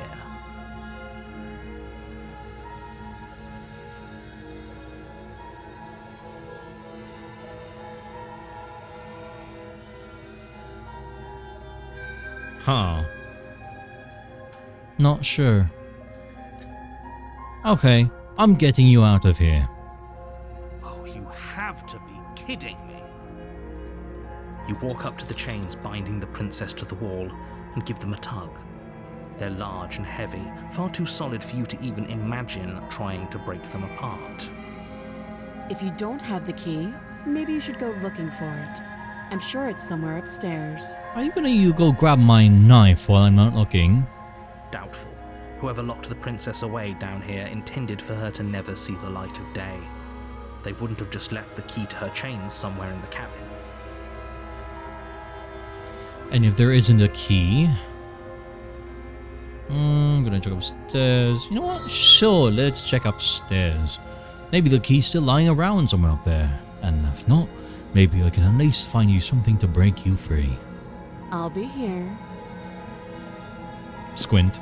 You Squint's attempt harder. to make your way out of the basement, but the door at the top of the stairs slams shut. You hear the click of a lock sliding into place. Bloody hell. Is someone else here? Hey! Let me out of here! Your shouts and pleas are met with silence. You're here to slay the princess, and you won't leave until the task is done. You little shite. Try the door. You try the door, but it's locked from the outside. Dark Souls? I'll repeat myself once again. You're here to slay the princess, and you won't leave until the task is done. Oh. You make your way back to the bottom of the stairs. This would have been so much easier if you'd simply slain her like you were supposed to. Easier for whom? Easier for everyone. I heard the door slam. They locked you down here too, didn't they? The knife. Pick it up and cut me out of here. You won't like what happens if you do that. Maybe. Perhaps. Perhaps not. We save the princess. Against your better judgment, you place the blade against the princess's arm, just above the massive, unyielding chain. You cut into her flesh. The blade is sharp, and you make quick work of it. Before long, you're able to crack through bone, and she pulls the bleeding stub of her arm through the iron gauntlet. I feel like if she has the resolve to do that on her own, why didn't she just chew her arm off, you know? Just gnaw through her flesh like a coyote. I would do it. She didn't so much as utter a sound. Free from her bindings, the princess turns to face you, her fierce gaze meeting your eye. How is she so composed after losing an arm? It's like she isn't even bothered by it. Oh, please, it's more of a wrist and a half. Thank you. Now let's get out of here. Okay. No, we won't have any of that. The stakes are too high. You can't just let her escape into the world. No, I just can't let her escape into the world. As the princess approaches the bottom stair, your body steps forward and raises the blade. What the hell? Wait, this isn't fair. You can't just do that. Watch me. Oh, warn her. Play the prince. Warn her. Stop that. I thought this was a little too easy. Did you kill me? Your body lunges forward to sink the blade into her back, but the princess swiftly moves out of the way before you can connect. Stop it. Stop resisting me. I am trying to get you out of here alive. Resist. The blade. Move the blade. You're doing your best to help me, aren't you? I can see the conflict in your eyes. I'll make this quick. Oh. Are you going to kill me? She steps forward and pries the blade from your rigid hands. Maybe I'll see you in another life. Something like that, yes. And then she slits your throat with an almost clinical ease. Her face remains unchanged as she watches you collapse to the ground, blood flowing from your butchered neck. This is the end, isn't it? I'm afraid it is. Everything goes dark, and you die. I hope it was worth it. Chapter 2. The Prisoner. You're on a path in the woods, and at the end of that path is a cabin. You're here to slay her. It's this again, except there are no walls. Okay, no. Okay. That's funny, what the fuck? Let's see. But I died. What am I doing here? I can assure you that you're not dead. And to answer your second question, you're here to slay the princess. I literally told you that a second ago. Don't forget what he did to us the last time around. I wouldn't trust a word out of his mouth. There's got to be a way out of here, for us and for the princess. We just have to keep trying. New voice friend. Hello, skeptic. I'm inclined to agree. If he doesn't remember what happened last time, maybe it's best to keep it that way. You know I can hear you two, right?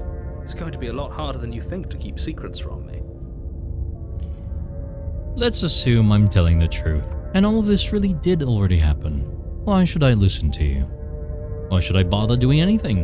Those are two very different questions, but fine, I'll indulge you if that's what it takes to get you moving.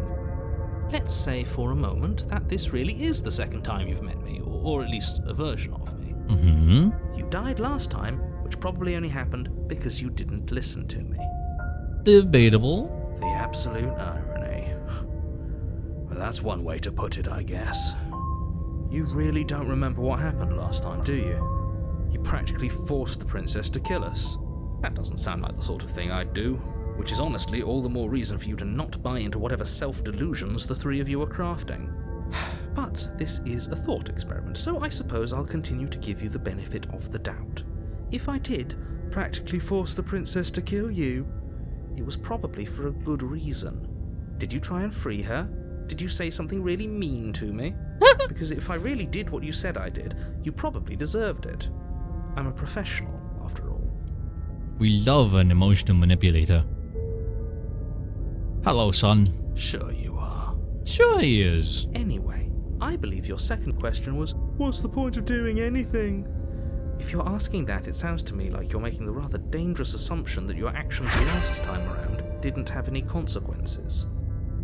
Also, hey, I don't sound like that. What do you mean? Of course there weren't any consequences. You forced the princess to kill us and now everyone's right back where they started. That sounds pretty consequence-free to me. Yes, but in this purely hypothetical scenario, that begs the question of how you got back here. Did time simply rewind itself, or were you instead transported to a different world entirely? Suppose we'll find out. If it's the latter, What do you think happened after you died? Shrug. Do you think the people there lived happily ever after? Or do you think that the princess, left unhindered, brought about the end to everyone and everything, just like I told you she would? What a conveniently ambiguous group of things for her to ruin. For all we know, the princess left the cabin and never saw another soul. Oh, how I wish that were the case, but if the princess weren't a certain, inevitable threat to the world, the four of us wouldn't be here. And yet, here we are. You ever played Hades, Gaby? Yes, I 100%ed it. Like a long time ago. You're talking in circles. No, I'm talking in facts. Let's talk about this princess. Just be quick about it.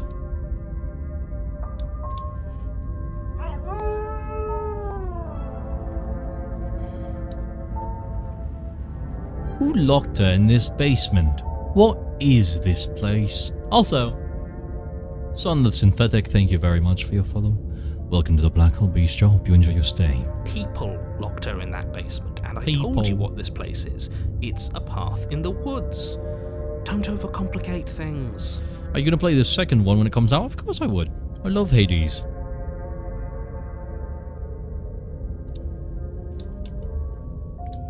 If people locked her away, why couldn't they slay her? Why is this falling on me? Look, I'm not supposed to say this, but it's because you're special. You're the only person capable of doing this. Call it a prophecy, if that helps, but it's just the way things are. I have a bit of a hunch, but I'm not going to talk about it until we get a little bit more. But I could theory craft. I know I already came up with sort of an explanation a moment ago, but I have another one, or at least one to add on to that, so. Oh, I didn't know we were special. Of course you're special. Why else would you be here? That's how I talked to my dog when I wanted to eat his medicine. Yes, right. We're here because we're special. Look, you're annoyed that you're here. I get it. I'm also annoyed that I'm here. But we're all in this together, and we're dealing with a bit of a ticking clock right now, so please just get to the cabin. You're being cagey. What aren't you telling me? I've told you everything you need to know. Going into more detail would just overcomplicate an otherwise very simple situation and make your job more difficult. Not to sound like a broken record, but the less you know about her, the better things will go for all of us. I know it sounds like I'm hiding something, but you're just going to have to trust me here. The only reason she was even able to kill me last time was because I let her. And all she did was slit my throat. How is she supposed to end the world? She just can. Believe me, I wish I could tell you more, but you'll just have to trust that what I'm saying is true, and that, despite it all, you're fully up to the task that's been given to you. You haven't given us an ounce of proof. You do know that, right?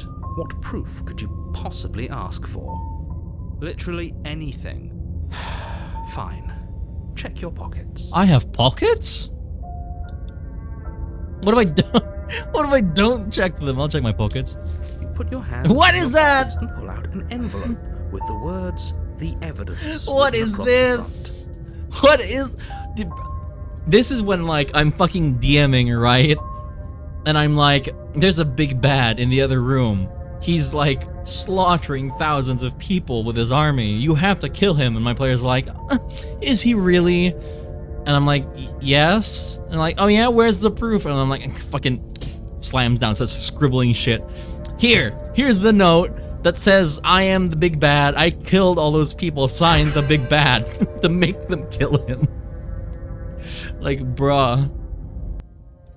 Self-voicing enabled. Oh god. Self-voicing disabled. Jesus, I pressed left 2 for a second. Yeah, this is like what I do when my fucking players are being difficult and annoying as shit. I'm like, just fucking do it. This right here.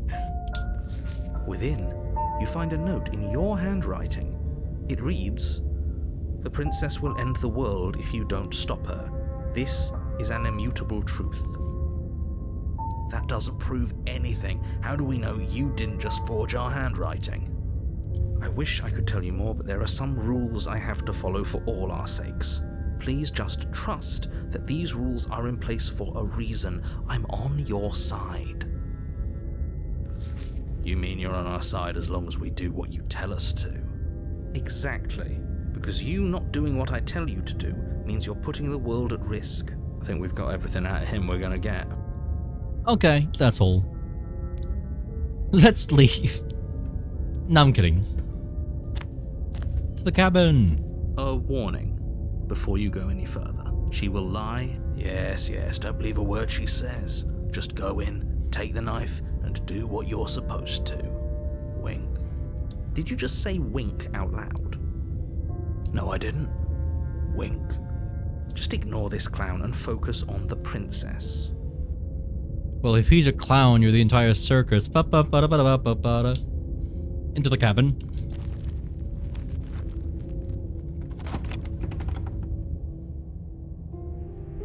The interior What the hell? of the cabin is less a cozy woodland retreat and more like a dungeon. A few pathetic wisps of starlight attempt to illuminate the cold, uninviting stone walls, and thick, wrought iron bars barricade the windows, reminding anyone who enters that this is a prison. This is not quite the same. The only furniture of note is an iron table, bolted to the floor, a pristine blade perched on its edge. Who bolts a table to the floor? The blade is your implement. You'll need it if you want to do this right. People who live in Detroit, that's who. Anyway. This is a whole different cabin from last time. Very different. Yes, but why? Did he change it? Or did it change all on its own? Maybe it's a different cabin entirely. Now isn't that a novel thought? Maybe you haven't actually been here before. I hope this means you'll finally drop your Sorry, I dropped my controller and I caught it between my thick thighs. Can you reread this? Self-voicing disabled. No. Ridiculous past life nonsense. You haven't died and you clearly haven't been killed by the princess. So focus up. Don't get distracted by minor details.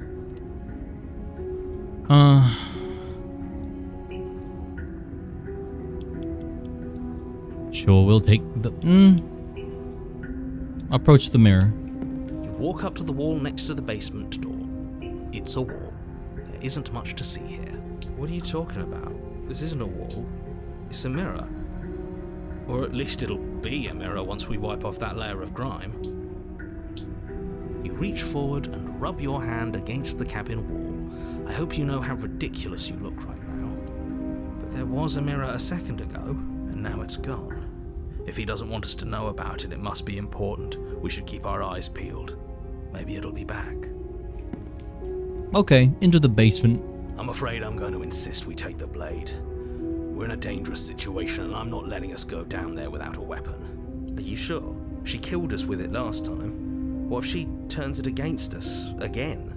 Yes, I'm sure, and I've already got a plan for that. Still with those past life delusions, are we? I hope part of that plan is don't give the world-ending monstrosity your only weapon, because unless you've decided to arm the princess, I don't think you need to worry about her having a weapon.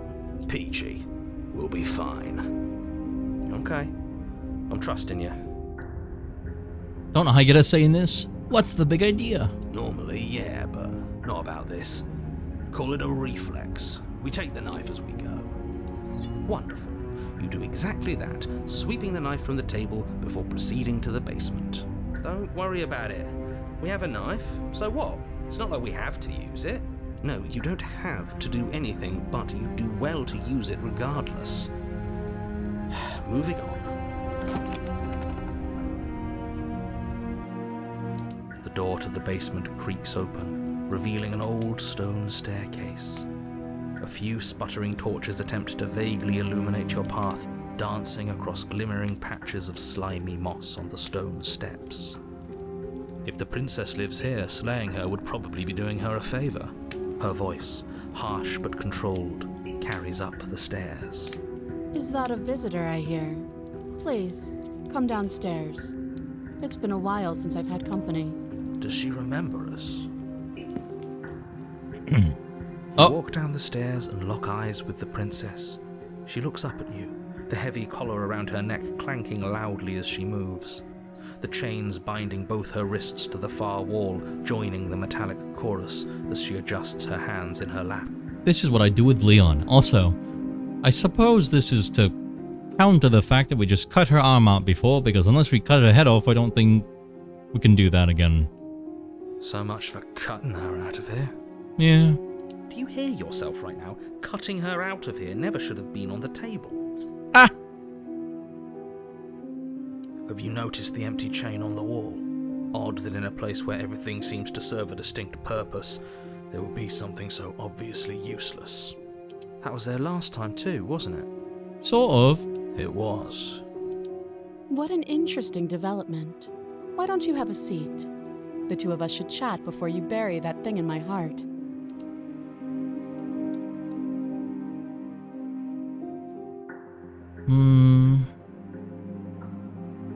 You could just leave her here. Yeah, I'll sit with you.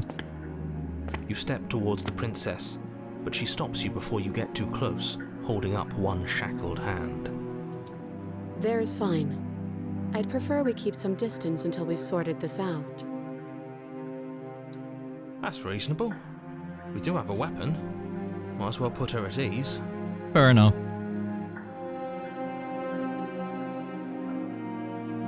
Okay. You do as she asks and sit on the floor, still a good distance away from her. I love the camera just like pans down a little bit. Thank you. Now, what are your intentions for me? Not sure yet. My intentions? What do you mean? Actually, hang on, let's see.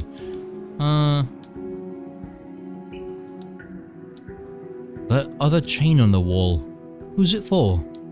I don't know, but you could always try it on. Kinky. Maybe it'll fit. I hope I don't actually have to say this, but please don't lock yourself in chains. We need you ambulatory if you're going to save the world. That'd be so funny though if you did that. Inspect the shackle. I wouldn't do that if I were you. And why is that? Do I even need to explain myself? It's a shackle and it's one without a key. Do you want to be stuck here like she is? And what? Is it going to lock the second we put our wrist into it? I don't know. Maybe it will. Squint. He doesn't want us to look at it. That's all the reason we need to investigate. But what if he's telling the truth? He isn't. I am.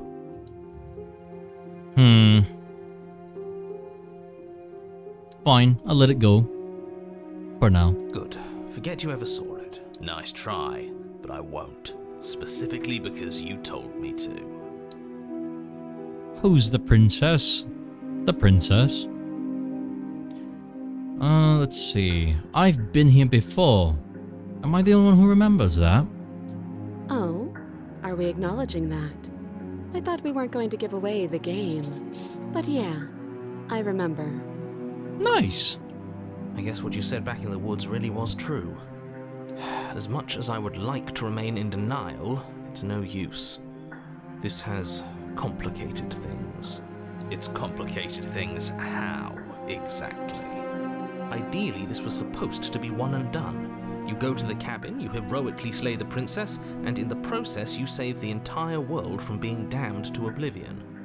The situation right now, where you're getting a second shot at things, is a contingency. A contingency for what? For you failing, obviously. And you being here means that things are going to be a lot harder than they were. I really shouldn't say anything else, I'm just going to make it worse. Just good luck. Thank you. Now hold on, if you knew this could happen, why didn't you believe us back in the woods? Why lay out all those hypotheticals? We didn't have to talk in circles. I needed you to believe this was your first time here, even if that wasn't the truth. I hoped if I pushed back hard enough I could cram this seeping mess back into the bottle. And maybe I wanted to be the first version of me that you met. I didn't want to be confronted by the alternative. That's pathetic. A little bit. I never said I wasn't. Fair enough. I get it. It would be pretty upsetting, wouldn't it? To know that you might not be the first version of yourself. At least we can remember what happened before. Seems like we should count ourselves lucky for that. Exactly, he gets it. You're lucky, so don't waste that luck by messing it up again. Alright? Moving on. Why is it important for us to be ignorant? How is it ever helpful to be in the dark? The more I say, the more your mind will swim into dangerous waters. Even saying that is too much. Your success hinges on you having imperfect information.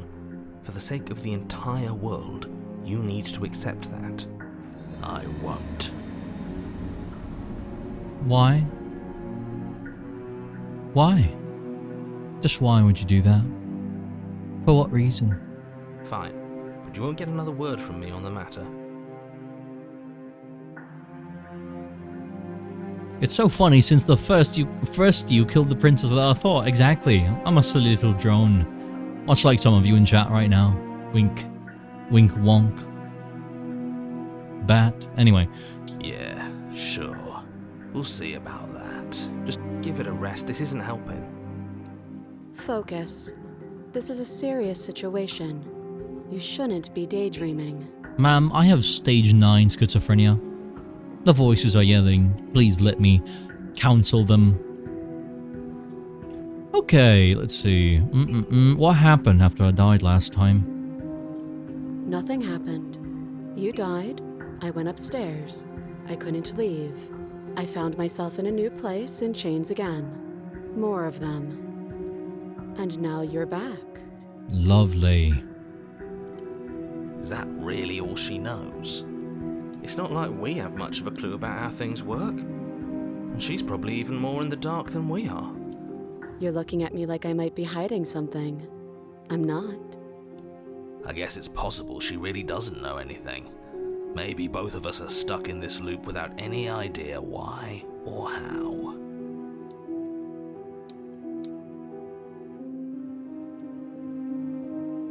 You were asking about my intentions earlier. What did you mean by that? Yes, your intentions. You have a knife. What are you going to do with it? Why are you here? There isn't a keyhole in these shackles, and I don't see any keys in your hands either. So I'm afraid my only way out is another surgical removal. Is she forgetting about the shackle on her neck? Maybe. Or does she think she'd survive a beheading? Possible. You're right. Maybe she's delusional. All the more reason not to trust her. Unless she really could survive. I love being gaslit by 4 different people at the same time. Though I suppose you could just be here to kill me. But I don't think that's in either of our best interests. How am I supposed to cut you out? If you didn't notice, your head's in a shackle too. No. Like I trust you to come any closer with that knife. All you're going to do is hand it to me and watch me work. But she would have to cut her head off, right? She can't be suggesting that. Theoretically, she doesn't. She just needs to shave off enough of her face to where her head could slide through the shackle. Maybe dislocate her jaw a little bit, but you know, doable. Probably. That's a really big shackle. Who knows? She certainly seems confident. Maybe she knows something we don't. Or maybe you should consider the most likely scenario. She's bluffing so she can disarm you. Though if she isn't bluffing, whatever she has planned might be for her benefit alone. There's no guarantee that what's good for her is good for us. So, what should we do? I don't know. I'm just spelling out our options, listing the pros and cons. Then let me help you. I'll start with the cons. If you're handing her your weapon, the cons are that she might use it to escape and end the entire world. And she might use it to kill you. That's kinda hot. That doesn't sound great. What about the pros? There are none. The pros are that we can't trust him, possibly even more than we can't trust her. And whatever she has planned could do something to mess with what he has planned. Or maybe they're both screwing us over in their own ways. That's likely.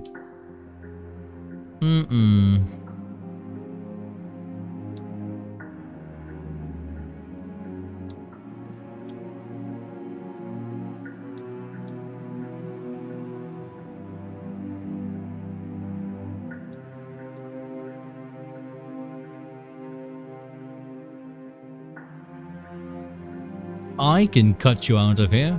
I'm not giving you I'm not giving you a weapon. In case you've forgotten, you killed me with it last time. But sure, let's talk about what happened. Because what happened is exactly my issue. The last time we met, your body tried to kill me. I resisted. If you take a moment to imagine yourself in my position, I think you'll understand why letting you near me with that thing is untenable. So, be a good bird and hand it over. Why'd you call me that? And if being nice isn't enough motivation, well, I think you're aware that I'm not afraid to resort to violence. If you come near me with that thing, I will strangle you with these chains. She doesn't beat around the bush, does she? Yes, it's almost like she's a fundamentally bad person who wishes to inflict pain on others. Come on, chap. Be a good bird for me. And sing! I don't know what song you can sing. Can you like sing out the melody for Do You Like Pina Coladas? Do you like pina coladas? Anyway. Or it's another bluff. No hard feelings, of course. But you should be aware of my position. I mean, if I really wanted to go along with the bit, I could just be like, go on then.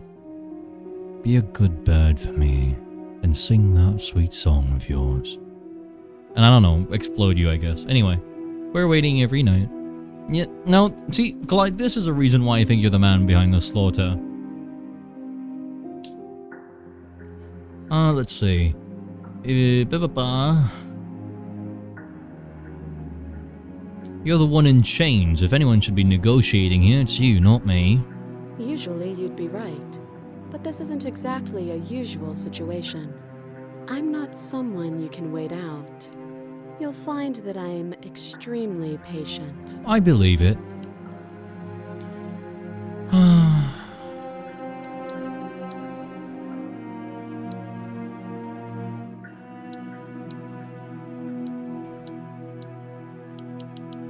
So many options. If you don't give up now, then I have no choice but to slay you. That attitude is exactly why I don't trust you to get close while you're holding a knife. If that's unacceptable to you, then try me. See what happens. Chap, would you trust me to approach you calmly with a sharp knife in my hand? I promise I won't do anything bad with it. Okay, good. She sure was quick to threaten you, wasn't she? Stop hesitating already, you know you can't trust her. Both of them are using the same argument. It's not making it any easier to pick a side. Okay. Here you go. Slide it over. No, absolutely not. I am not letting you hand your only weapon over to the world-ending princess. Until you come up with any other idea, like, say, I don't know, doing your job and slaying her, you remain rigidly in place. You tried this last time. Do you want to know how it went for you? Oh, I remember. She killed us, which, by your estimation, ended the world, right? Oh, Rory tried to take over, buddy. Exactly. If I were you, I wouldn't be too keen on repeating your mistake. Hell, we could even force your hand and do it ourselves. I'm not afraid of dying again. Are you? A little. I think you got your point across. Fine. You slide the blade across the floor. Classic. The princess maintains unsettling eye contact as she reaches down to pick it up. Thanks. Chat, what if I maintained unsettling eye contact with you? The moment you stepped into this bistro, and I watched you carefully, like a hawk eyeing its prey. Or something like that. She pulls up her hair, smiling slightly, as she raises the blade to her throat. Yeah, I figured as much. What is she doing? Giving herself a haircut, probably. She doesn't say another word as she cuts into her own neck. Yeah. Ah. Yes! I'm watching. Her Her eyes stare forward, unblinking, as she soars through skin, veins, cartilage. At last she reaches bone, the blade grinding audibly against her vertebra as it continues to slice its way through her neck. I'll be damned. She's actually doing your job for you. How would she do that? Who knows? Huh. So that's her play. Killing herself? Probably not. She isn't dead yet. Finally, you hear a snap. Her eye twitches. There's an uneasy silence. She remains motionless for a long moment, her twitching eye the only movement in the room, until at last it stops in an unsettling half-wink. Her head twists slowly to the side, flopping to her shoulder, and her neck opens. The remaining tissue is not enough to hold the weight of her severed head. It stretches and tears until finally it falls to the floor, completely free. It bounces a few times before rolling to a stop at your feet. Good plan. Oh no, oh no, oh no, what did we do? Can we put it back? Please tell me we can put it back. The princess's eyes stare up at you. Dead. Congratulations! You saved the world. Doubtful, but... I hate this. Can we just get out of here now, please? I guess she's ahead of us now. Of course, the princess is slain and the world is saved. Whenever you're ready, you can proceed to your reward. We should take her with us, don't you think? What? No, you shouldn't do that. Why would you do that? I can think of lots of reasons. A trophy, proof of our victory. Hell, we could even give her a proper burial. She did save the world, right? You don't need proof, you don't need a trophy, and she doesn't deserve a burial. Just leave. You know, I think we're doing it just to save face. Even after all that, you're still not satisfied, are you? Something is still motivating you to keep things the way you want them. I'm just eager to put this all behind us and give you your reward. Stop reading into things, the danger has passed. You can relax. Wow, this whole situation is giving me a big old headache. I'm just keeping myself sharp. I'm not so eager to put my guard down. I am. I'm on team, let's put this all behind us, so can we leave already? Wow, you guys are so quick to cut down all my attempts at comedy. Take the princess with you. Yay! Ugh, fine. You pick up the princess's severed head, its neck stump still oozing bodily fluids. Then make your way back upstairs to the first floor of the cabin. Did you see that? I could have sworn she moved. I mean, I'm just taking her along because she has nobody to be with her. She didn't. She's dead. But what if she's not? Are you listening to yourself? Do I need to explain to you why decapitation is legal? The door to your bountiful reward is right in front of you. All you have to do is open it. Like, come on, guys. I'm like sticking my neck out for these. I gotta appreciate them. I'm gonna twist your nipples. Is this a threat or like a promise? Yeah. You open the cabin door, ready to return to a world saved from certain doom. You ain't right for that. Skull emoji. Only a world saved from certain doom isn't what you find. Instead, what you find is... Wait, no, that's not right. But that's because she's not dead. Well played. This is the end of the world, isn't it? I always thought I'd at least have time to explain myself before I had to watch it happen. It's already... over? Is he gone? But we're still here. Maybe it wasn't the end of the world after all. Maybe it was just the end of his.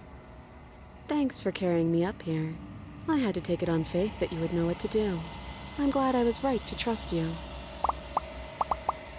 Well, I'm just saying, you are the brains of the situation.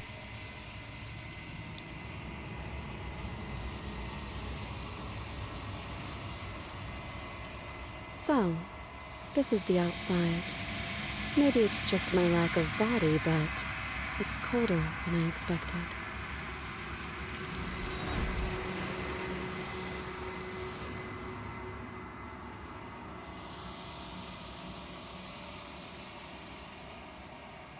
But you do not get the chance to respond. Nor will you ever. It's time to leave. Memory returns. She's gone. Where did she go? Should we try and find her? And there's that mirror again. Why is it here? Why now? Of course you're scared. This is the end for you. But it's not the end for me. What is that supposed to mean? Whatever awful thing I felt before, it feels so much worse now. No, that can't be right. There has to be something more. You approach the mirror. Gaze into your reflection.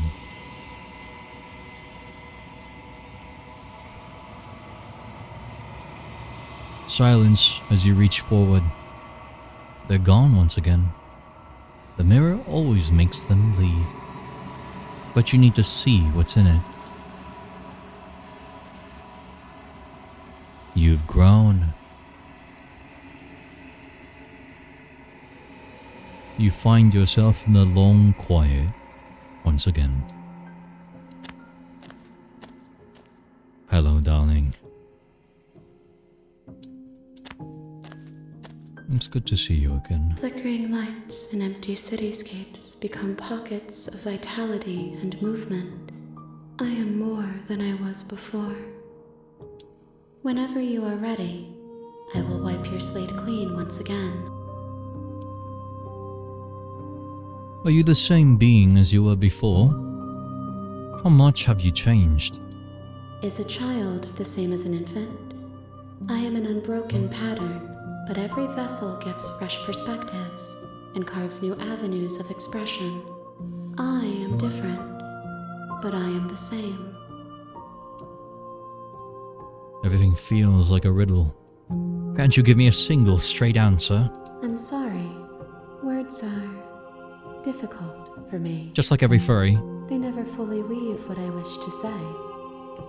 If you do not like my answers, then you need not ask me questions. The vessels you choose to bring me carry far more meaning than anything words could say in the spaces between. What does it feel like to change like this? Eyes close in reflection. Perspectives meld together, and the breadth of my experience stretches to new corners. There are contradictions, conflicts in my nature, and there are familiarities that bind everything together. It feels correct. This is what I need to be. This is the only path forward. When this is all done, do you know what to do? Do you know what you want to do? With every gift you bring me, I excavate the alleys of what I am meant to be, and every exploration yields new and complicated truths. What I will be is different than what I am, and what I am is different from what I was.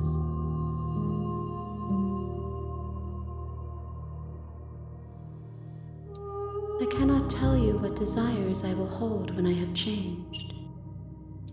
But in this moment, all I want is to know myself and to know you.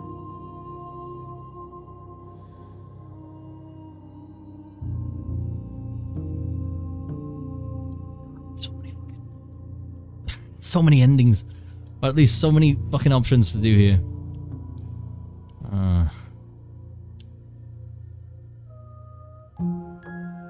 I don't want to hurt you, but the more times I go back, the worse I fear things will be. The vessels are shaped by memories of you, but their impulses are drawn to the edge of the long quiet. To them, you are a gate to something more, and any hurt you've caused them is understood as a fair price for freedom. but they are only thoughts and perspectives. They are not me. The wounds they've suffered carve texture around my heart. Without them, I would be as I was before. I would be alone and without sensation. I could not feel the joy of having you by my side, for I would not know your absence. You know that at the end of this, once you're finished, I'm going to kill you, right? There is still much to be seen. Neither of us know the depths of our being. Perhaps at the end of this, I will be the one to kill you. Or perhaps we will leave this place together and find new horizons to discover. Well, isn't that sweet?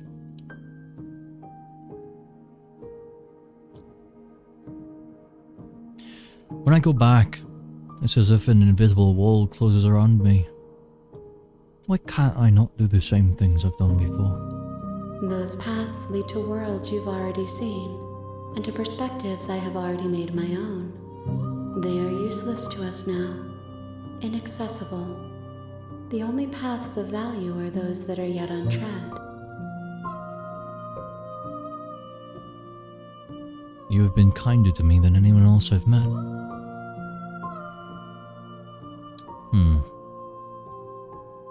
Actually, I'm curious. You have been kinder to me than anyone else I've met. Why? Why wouldn't I be kind to you? You are the only thing I know that isn't me. Wouldn't that be a nice sentiment?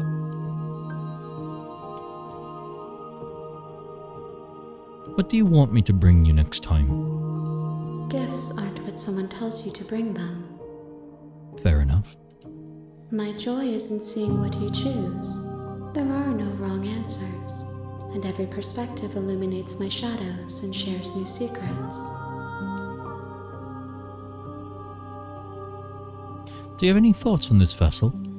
This one is cold and cynical. She has protected herself when others could not. She will make for a clever heart. Do not mourn her. She doesn't need to be protected any longer.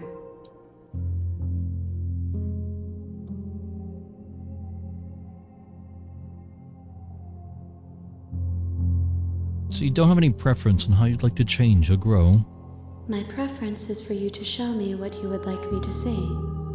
I cannot know the ways I wish to grow, for I have yet to feel them.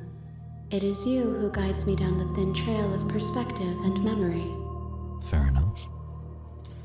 How many more vessels? If I am to be an ocean, you have nurtured me into a pond. My waters are shallow and murky, and I yearn for more perspective. You will have your rest in due time, and I am sorry for the burdens I place on you. Fair enough. Send me back. I will long for your return, but it will give me time to reflect on what I am. We will meet again. Chapter 1. The Hero and the Princess. You're on a path in the woods. Alright guys, And welcome at the to end of Slay that the Princess. path It's is our a first... cabin. And I'm not in gonna the do that bit basement every of that time. cabin you're here. Alright.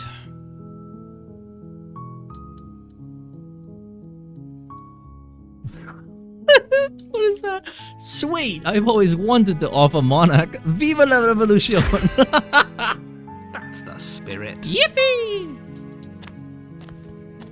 I can fix You her. make your way up the short path to the cabin. Yo, this game, huh? Yeah, everyone kept recommending me to play Slay the Princess, and they asked me to explain what it is, and they never tell me what it is. So they're like, you'll find out. So I'm here playing it for the first time. I mean, you guys in Discord.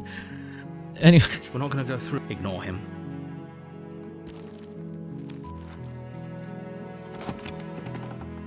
The interior of the cabin is Oh. almost entirely bare. no mirror. The air is stale and musty, and the floor and walls are painted in a fine layer of dust. It's a bit hard The to only explain. furniture Yeah, that's afloat fair. Is a plain wooden blade.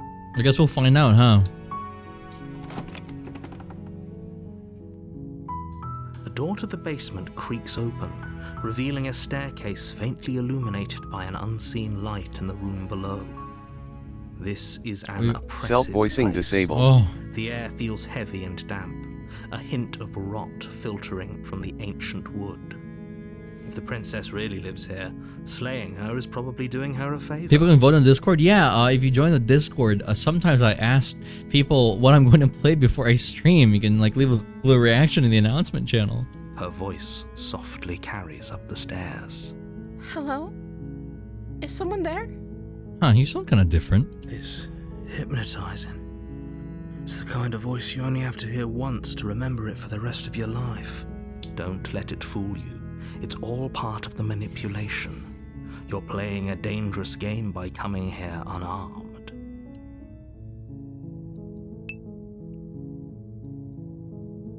Hey, I'm here to save you. Wait, really?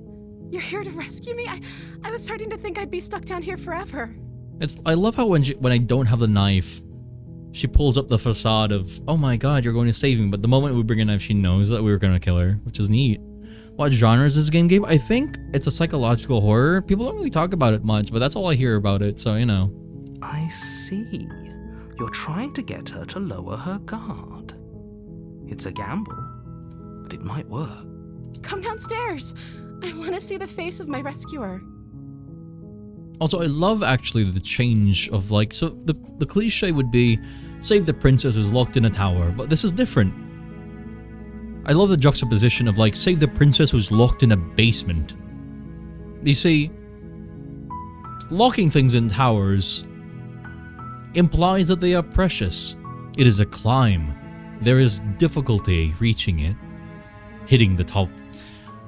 For basements though, it's for secrets, monsters, and with great ease. It's supposed to be easy to go down. Anyway. You walk down the stairs and lock eyes with the princess. There's a heavy chain around her wrist, binding her to the far wall of the basement. I'll figure out what that other shackle is eventually. She's beautiful. How could someone like this be of threat to anyone? I am begging you to stay focused. There's a lot riding on you here. Hi. I can't believe you're here. I've been waiting for something like this to happen forever. I hope you brought something to deal with these chains. You were lying when you said you were here to rescue her, but regardless of your intentions, breaking her out of those chains would be a big mistake. Don't even try it. Hold on, let's talk a bit first. Okay.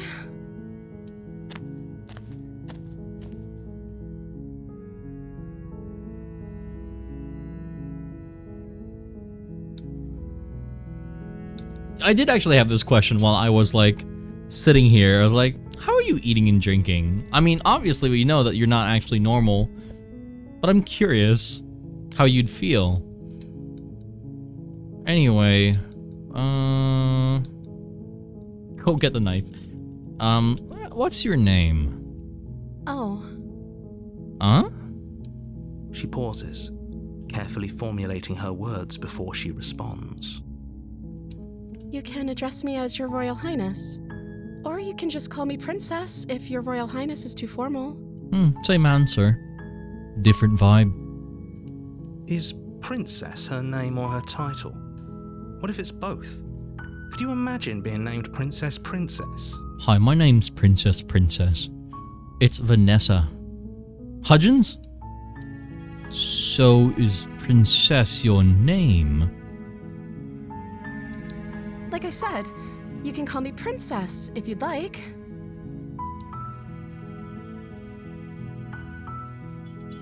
I'm sorry, I've been down here so long I guess I've just forgotten. I must have a name though. Everyone has a name. I can give you a name. Okay, that's weird. She hadn't even thought to pick a name for herself. Hopefully you're starting to see that she can't be trusted. Hush.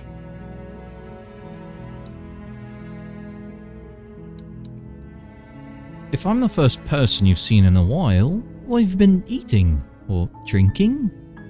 Where's the shit on the floor? Surely you had to go somewhere.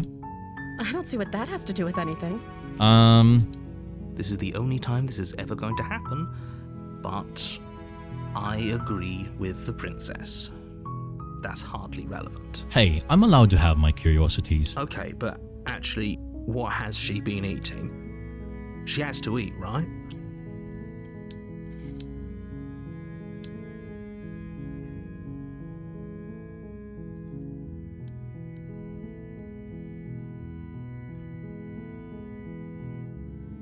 I can't believe they've been keeping you down here like this. I'm getting you out of here. Look at the chains. You're only making this more difficult. Thank you. Thank you.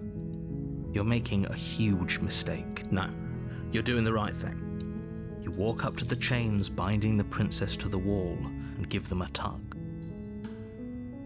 That's what you guys do when you walk into my bistro. They're large and heavy, far too solid for you to even imagine trying to break them apart. I'm guessing you don't have the key? Maybe it's somewhere upstairs. Doubtful. Whoever locked the princess away.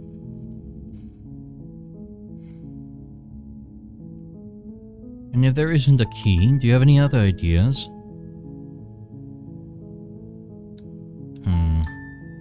Let's not do that. I'm going to check upstairs. If the key's still lying around here somewhere. If not, maybe I can at least find something to break you free. Okay.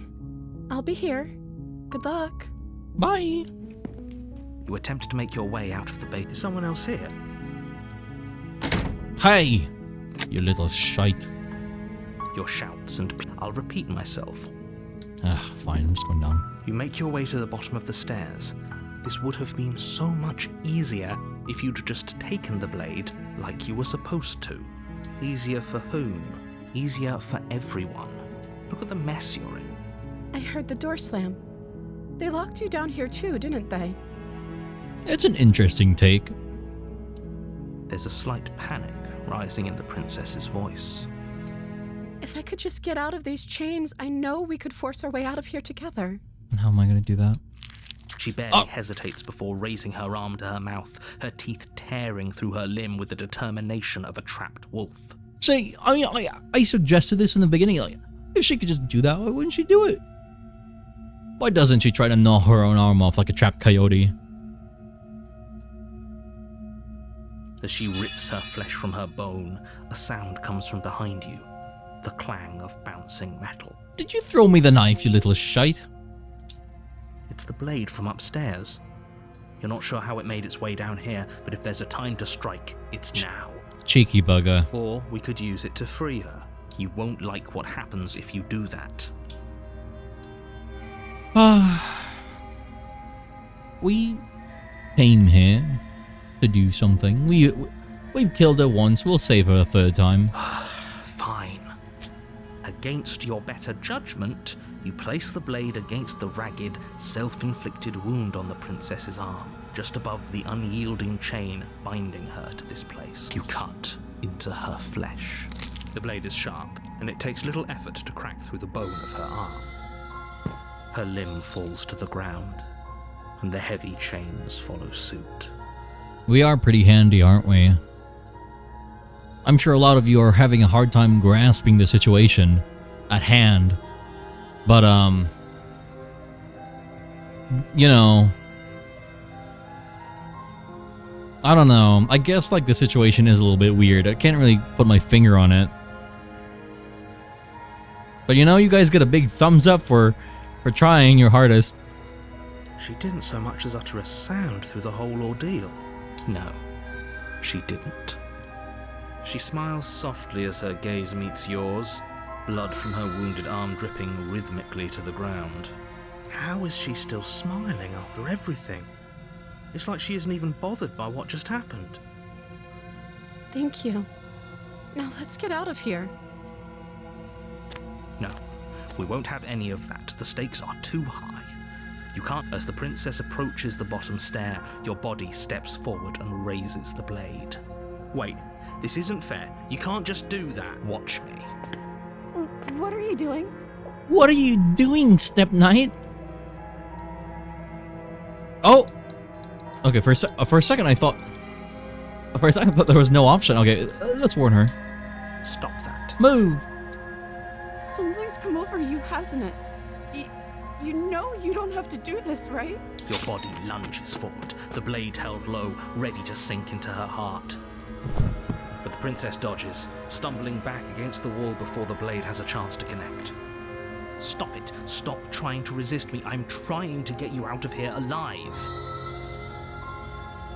Let's resist. Again. The blade. Move the blade. Are you gonna kill me again? But you're so sweet in this version. Kind As of. your body remains frozen in stubborn resistance, the princess takes a cautious step forward. We both know this isn't you. She nervously reaches towards you and takes the blade from your infuriatingly rigid hands. What are you doing? I don't know. I'm sorry. I'll try to be quick. She plunges it into your chest. Oh, that's different. Tearing through flesh and sinew. It is agony. You didn't kill me. Not dead yet. You didn't kill me quickly. Oh no, I'm so sorry. Damn, girly. Stay strong. We can tough it out until it's done. For her sake. For her sake? Don't you start pretending that dying a painful death is some sort of heroic gesture. The two of you have literally doomed everyone. Whatever. She sinks the blade into your chest again and again and again, and you feel every inch of burning pain that slices its way into your body. I'm sorry.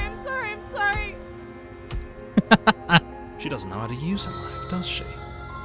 Apparently not, though it doesn't matter how sloppy her knife work is, does it?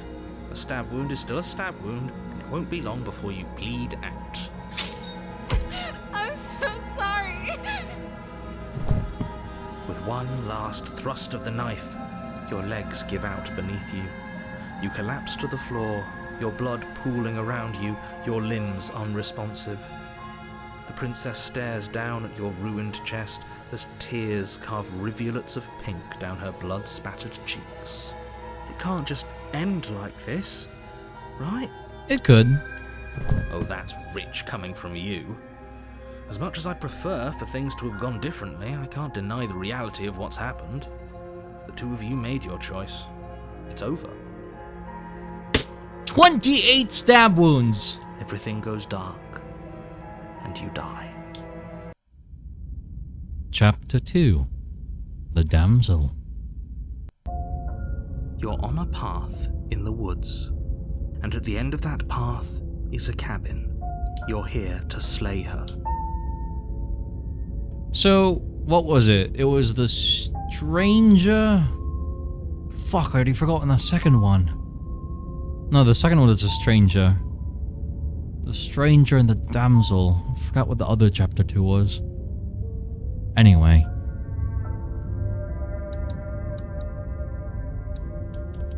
I'm getting a terrible sense of deja vu. A terrible sense of deja vu? No, you don't have that. This is the first time either of us have been here. Oh yeah, the prisoner.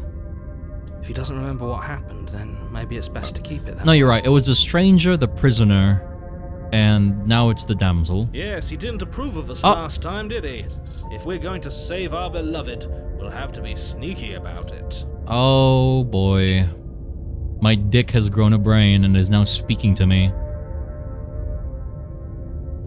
Side note, have you ever played Darkwood, Gabe? I got stumped at some point, I think, and I stopped playing it, but I did play it for like Halloween 4 years ago, but I never finished it. I should probably revisit it and play it. Didn't it always? It did, but now it has an actual voice. Our beloved? Yes, you'll have to be very sneaky about your intentions if you're going to try and save the princess. Ah, so all of the cards are on the table. Then you should know that we and the princess are in love, and the four of us will be foiling any and all assassination attempts you've got in the works. The four of us? Oh, the princess. We'll see about that. Whatever you do, just be sure to ignore him specifically. It sounds like he's the sort who'd sacrifice the whole world for a peck on the cheek. What can I say? A world without love is a world that isn't worth saving. I suppose it's fair enough. I feel this way about my Gator Drake. Anyway,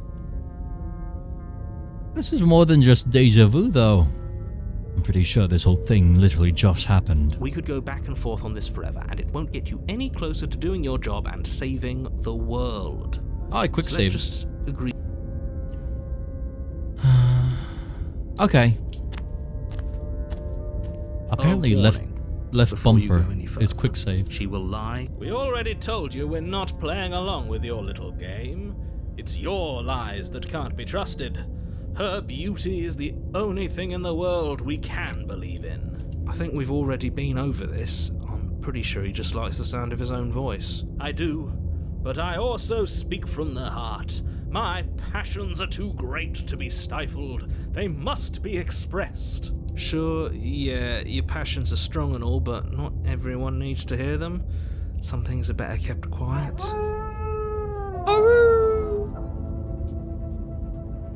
JoeNot23G, thank you for your follow. Welcome to the Black Hole Bistro. Hope you enjoy your stay. Don't pay their bickering any mind.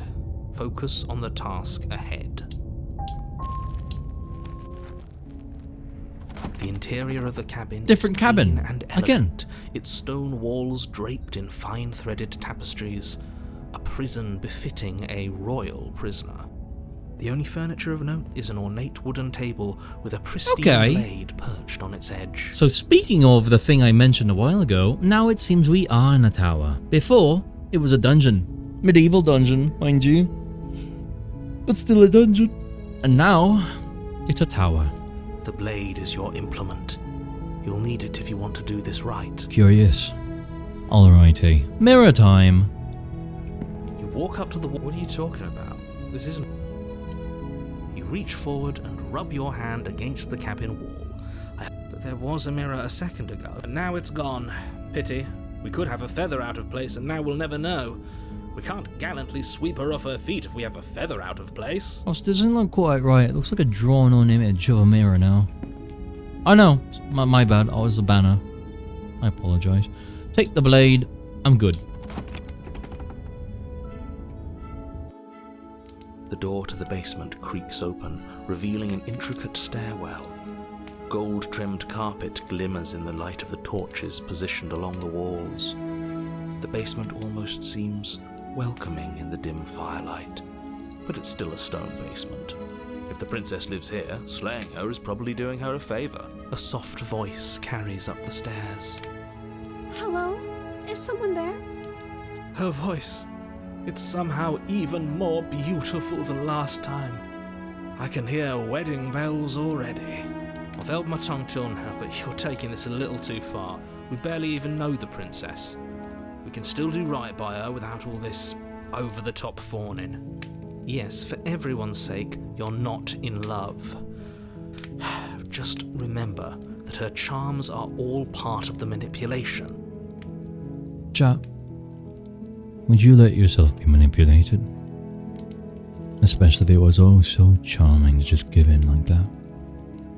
I feel like you'd rather be good doing just that. Just listening to every little thing I tell you. It's a joke, chat. I'm kidding. You walk down the stairs and lock eyes with the princess. There's a heavy chain around her wrist, binding her to the far wall. My love, we're here to rescue you from your unjust and foul imprisonment. You know she can't hear you, right? She may not be able to hear my words, but surely she can hear my spirit. Oh, your spirit's plenty loud, all right. It's you, my dashing hero. I was so worried you wouldn't come back. Did you hear that? She said we're dashing. And she called us a hero. Flattery really goes a long way with the two of you, doesn't it? Waiting for you to come back. I didn't want to believe your ravings back in the woods, but this is next to incontrovertible evidence. You've been here before. Yes, and she's grown her hand back, it seems. At least it looks like that. That's right, villain. And you killed us. Well, she killed us. Only because he made us try and kill her. It was self-defense. Our beloved's hands remain unstained by cruelty. And you've died before. So an entire world has been damned to oblivion. I'd really hoped I'd be the first, but what's done is done. What matters is you have a chance to do it right this time. We damned a whole world. But everything reset. Nothing resets, you're just somewhere else. You can't keep hopping between worlds forever. Especially not without leaving a trail of incomprehensible devastation behind you. This is horrible. Horrible for you, maybe, but we've been given another opportunity to sweep her off her feet and treat her like the lady she is. Now, hold on, if she actually ended a world, are you sure we want to do this? Are you sure we want to rescue her? We never saw a world end, and now I'm even more certain that we must chase our heroic and romantic destiny than I've ever been. I shan't let anyone convince us otherwise. Are you listening to him? He's lost it. Don't let him distract you. Just do your job. You killed me and it hurt a lot anyway.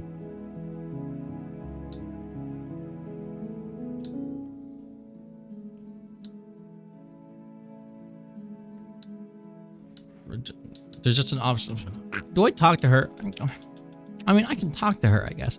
I'm sorry about what happened last time. The narrator who sent me here to kill you took over my body. It was extremely unfair. If another version of me was pushed to such drastic action, it was for good reason. That's okay. You were just doing your best, and that's all that matters. She took that in stride. To a surprising extent. An almost unsettling extent, actually. That's because she's perfect. Do you think she has someone like him telling her what to do? Well, that's an interesting suggestion.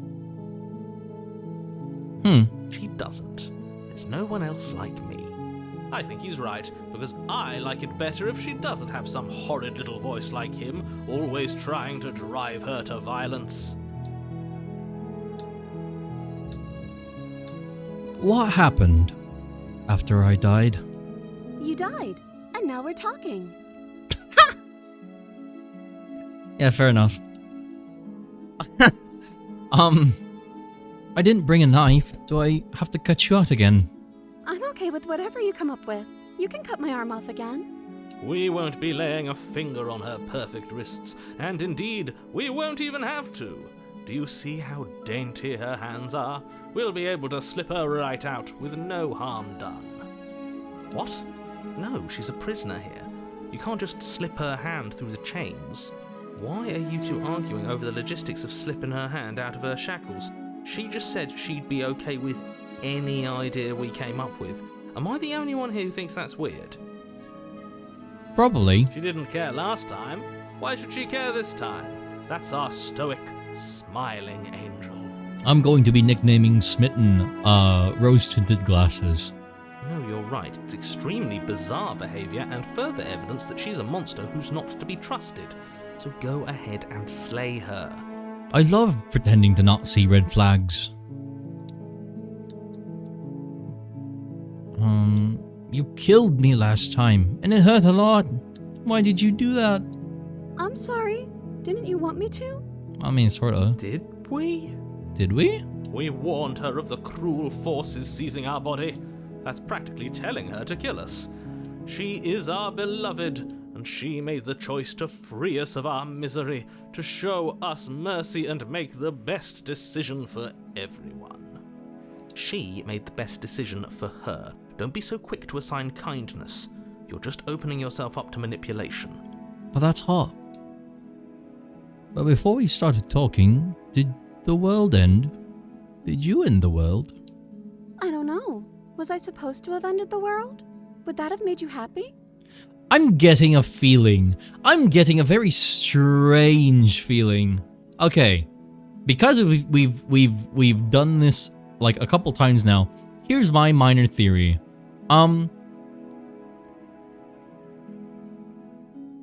Okay, well, sort of. This is sort of a branch off now.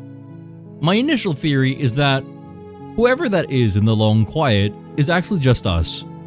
We are both the monster and the princess in this situation. We are both the rescuer and the killer. I don't know who the narrator is, probably also us. Maybe he's Reason, but anyway. That was an initial theory, and now the idea might be that the princess isn't even us, it's just an idea.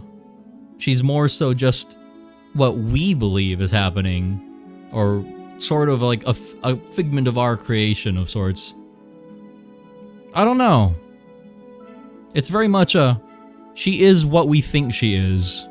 So we'll see. Isn't that just like our darling princess? She wants to make us happy. My heart melts further with every word that passes through her beautiful lips. The thing that sort of tipped me off to that idea is just the way she said that. I don't know. It doesn't feel like she's real anymore, at least not for this one. Are you listening to her? That's a confession.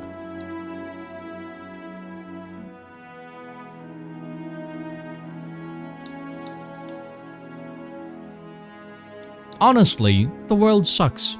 People are a plague, and I hope you brought a slow and painful ruin to them all. I can't believe that the fate of the entire world has been left in the hands of a misanthrope. Oops. Lucky for you, I did destroy the world. I destroyed all of it and made it awful for everyone. That's my girl.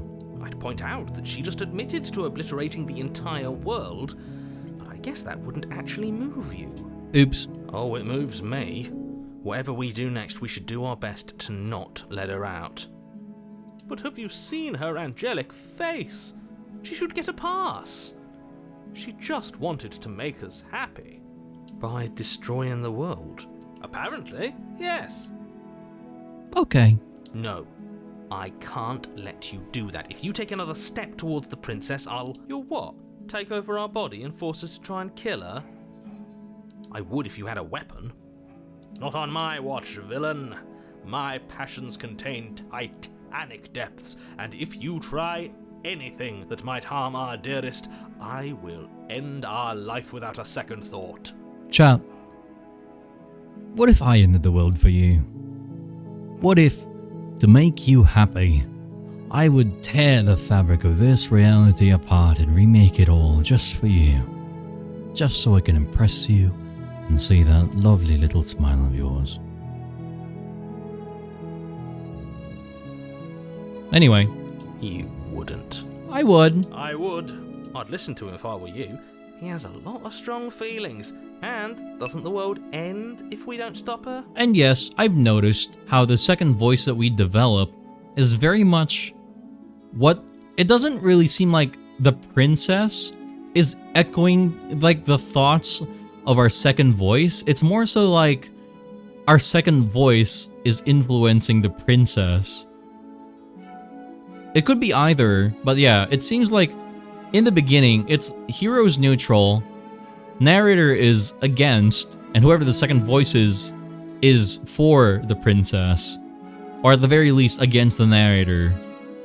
Which is interesting. Anyway, not really sure what that means. I have an idea, but Gaby, you're our world. And I'd ruin it over and over again, just to make you happy. You approach the princess and gingerly slide her hand from her bindings. That shouldn't have worked. I'll be damned. We're doomed. Also, her dress changes a lot. And even though the dress doesn't seemingly change, and I'm imagining things, her tiara, or at least her head dressing's definitely changed. Like, it's a tiara now. Before it was like an adornment of sorts, but now it's like just a whole ass tiara. I can't believe it. But I guess I have to. For her hair, it doesn't change too much. It's just like how like pretty it looks. Like in the more serious like loops, it's kind of like realistic hair. And in this one, it's like, oh, flowy princess volume hair, you know? Anyway. I told you, there's no life more worth living than that of a true believer. I'm free, and you're not trying to kill me this time. Thank you. I mean, Thank yeah. you so much. Another thing that changes with, like, the path we're seemingly trying to force is the cabin. Anyway, is she sponsored by L'Oreal? This stream is sponsored by L'Oreal. The princess jumps up and smothers you in a joyful embrace. Ugh. Me looking at,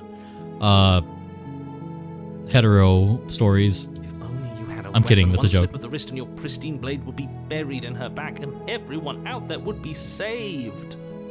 Luckily for Mr. Romance, we don't have a weapon. Who needs a weapon when we have the power of love on our side? What do we do now? I don't know. What do you want to do? Let me guess. End the world? Spoken with the rank cynicism of someone who has never felt love in his heart. I don't actually know. Nobody's ever asked me what I wanted before. She doesn't even know what she wants. You may have had her all wrong. What if this whole thing is just a misunderstanding? What if she doesn't want to end the world? You're so gullible. Is the only thing you've ever doubted the actual truth? Yeah, it very much seems like however we feel about her, or however we choose to feel about her in, like, the preliminary moments before we meet her, influences how the encounter goes, i.e. her behavior and feelings towards us in general. It seems like when we intend to kill her in some degree, she believes us to try and want to kill her. And when we don't, she doesn't. Interesting. I think I want to leave. And I think... The princess closes her eyes in deep reflection. And then she shrugs. I don't know. What do you want to do? Which actually makes a lot of sense if you backtrack and remember our first run where we broke everything. Or that was the second run. The first run where I think the first one was funny because we killed her, didn't intend to do anything else, and then the story just kind of ends because there was no expectation. We're just a drone. Yippee. The second run where we tried to just walk away from the situation seems to be the worst offender of it, where it's like we kind of walked into the path of paths where we saw everything. There was no expectation. We just wanted to avoid the situation entirely, and because of that, we were led to the place where everything happened and also nothing happened at the same time. Which is funny and neat, especially if you keep the idea of, like, she is what we want her to be kind of theory in mind. I want you to tell me what you want.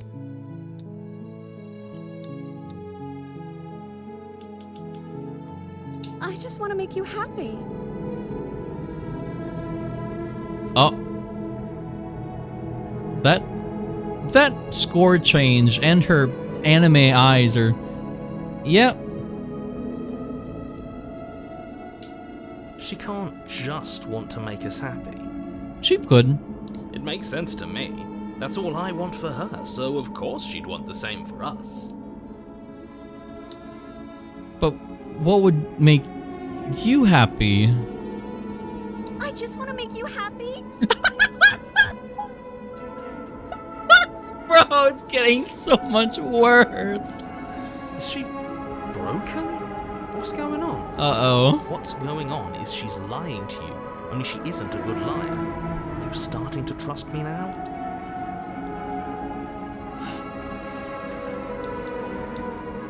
I want you to make me unhappy. Oh. There must be something you want. I just want to make you happy. Oh, no! We've reduced her to NPC. This isn't right. I don't know what's going on, but this isn't right. I fail to see the problem here. She's just sweet on us. You don't have to act like it's a big deal. She looks like a Nyan Neko Sugar Girls character. You have to want something more than just making me happy. Okay, I'll find something else to want if that makes you happy. No, she's using an anime voice. Okay, senpai. Come back here. Daddy's... This is so worth. Is it just me, or does it feel like we're alone right now? Like we're the only ones here? Yeah, it started feeling like that a while ago. Like she was not even real. Oh. She took the anime girl. Well, we broke her. No. She was our perfect match. She's gone. Where did she go? Should we try and find her? And is that a mirror? Why is it here? Why now? It's going to be okay. Just trust me. We've been here before. And you always get scared. But it feels so bad. Like looking into it right now is going to be the end of everything. Yes, I fear that we won't like what we'll see.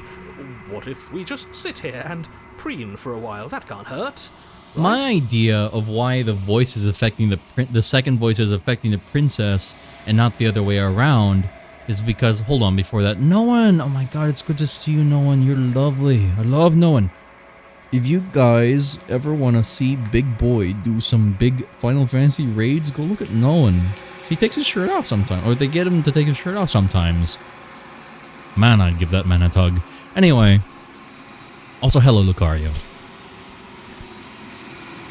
But yeah, my idea of why the voice affects the princess and not the other way around is because when everything disappears, the voice is still with us.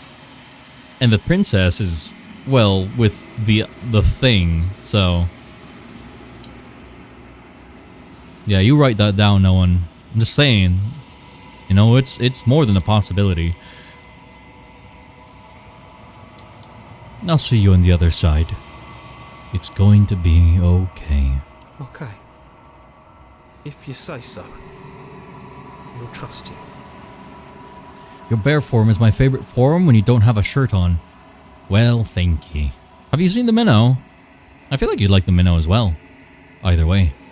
I mean, whichever one you'd like to roll up into, Rowan, you're more than free to. She'll be there waiting for us. I just know it. They will. Approach the mirror. It's me. Oh! What the hell? You withered! Ooh. Yikes. Chat, I'm not looking very good right now. Gotta go. Thanks for the stream and good night. Of course, good night. It is not Jonah, it's an I. Good night, Iona. Thank you very much for coming in. Have a good rest of your time zone. You find yourself in the long quiet once again. You're at the cabin. I am a growing chorus of contradiction. A mass of tides ebbing and flowing all at once in more directions than my attention can bear to hold.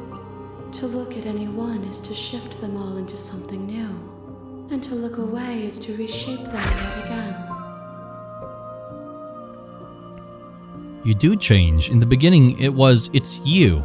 Yeah, and then in one of them, it was you've grown. Minnow.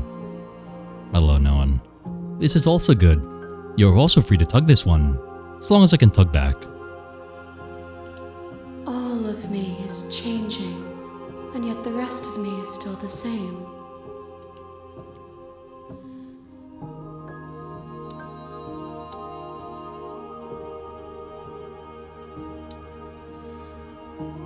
What do you think of this vessel? This one is soft and delicate. You molded her to love you, and she'll make for a gentle heart. Do not mourn her. She has served her purpose.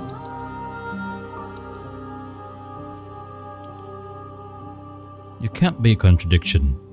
Contradictions don't exist. And yet my waters flow and my streets bustle.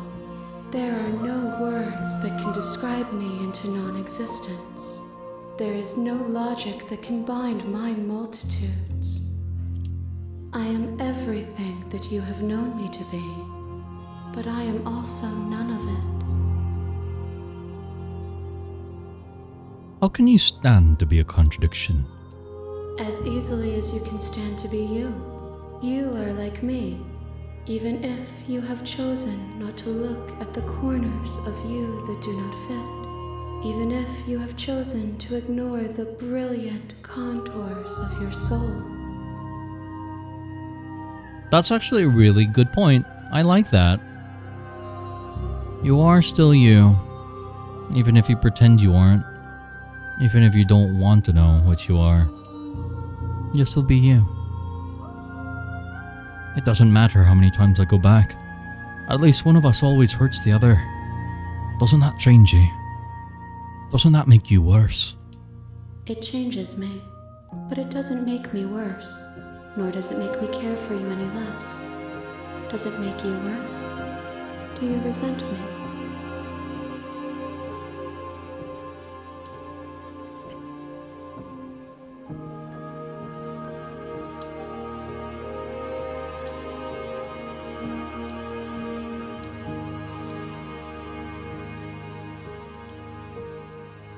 I don't have an answer for that.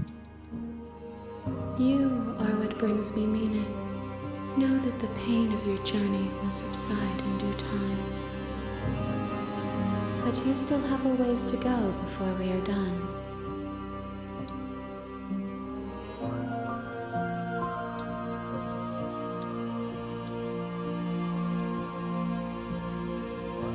Have you figured out what you'll want when we've finished?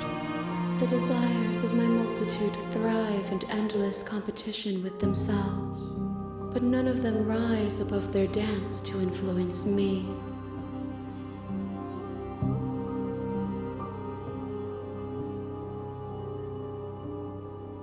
Huh. I yearn for what I have always yearned for, our awakening. Other desires shrink in the light of knowing you and knowing me.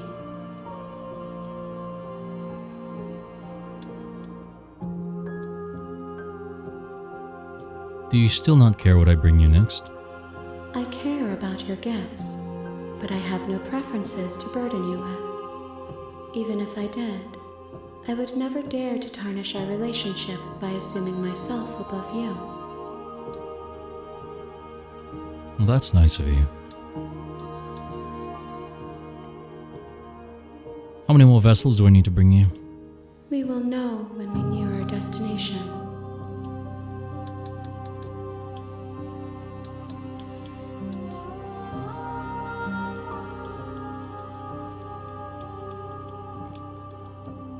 Okay. Send me back then. I will be here when it is time for us to meet again.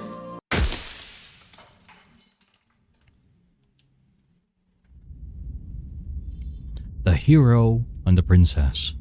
Chapter 1. You're on a path in the woods, and at the end of that path is a cabin. Okay, so what I've noticed so In the far basement of that cabin is that I'm pretty sure that the saving isn't so they can go save and do a different option. It's mostly so you can save where you are currently in the story, because it is very linear. It does send you back. Except for the only time it doesn't send us back is when we killed the princess and it just ended the game. Anyway, welcome to the stream, everyone. I hope you're all having a great time zone today. Today we're playing Slay the Princess. It's gonna be our first playthrough. And people kept recommending me Slay the Princess, and I've seen it for a while. I've been interested. It looks nice, but every time I try to ask anyone what it's about, they're always like, just play it. And I was like, okay, that doesn't really tell me anything. Oh, it's this game, huh? Yeah, I've heard a lot about it. Oh, yeah, you can vote on this on Discord, because I asked people, like, what they wanted to see me stream today.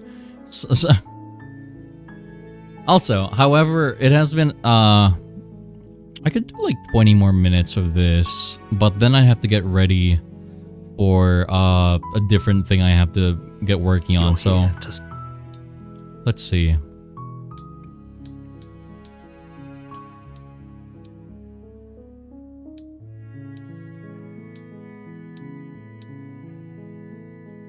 Oh, okay. Thanks for telling me what to do. Don't mention it. It's all part of the job. You make your way up the We're not going to go through with this, right? Ignore him. The interior of the cabin is almost entirely bare. The air is stale and musty, and the floor and walls are painted the blade.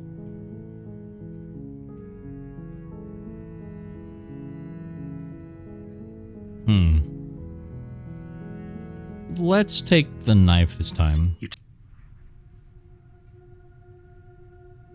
The score changes when you take the knife. Like, it changes to be ominous the moment we take the knife. Which means we've kind of bought into it, probably. Who's there? She sounds. Don't let it fool. Hi! Don't be a stranger. It's been so long since I've had any visitors. Come on down. You walk down the stairs and lock eyes with the princess. She's so coldly focused on the task at hand. And there you are. Are you here to kill me or something? Nuh-uh! Squints, I love that. The squints harder. That was so funny. Steel your nerves and step forward. You step forward, your grip on the blade tight. Oh? No talking then? Fine. I'm probably chained up in this basement for a reason. So, you should She's unarmed.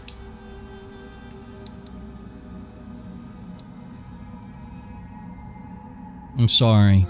Can we just talk? You're so close. Don't give up. You've come this far. No, this is a good idea. Maybe we can de-escalate things. Oh, threatened, are we? You poor thing.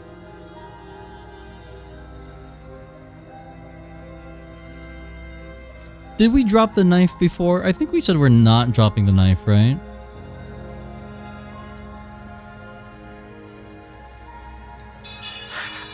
The blade tumbles out of your trim. Thank you. Maybe now we can just... Against your better judgment, we'll be fine. I don't know what you're hoping to accomplish here, but I can assure you there's no... So here we are. What an awkward start to a relationship. A relationship? Are you coming on to me?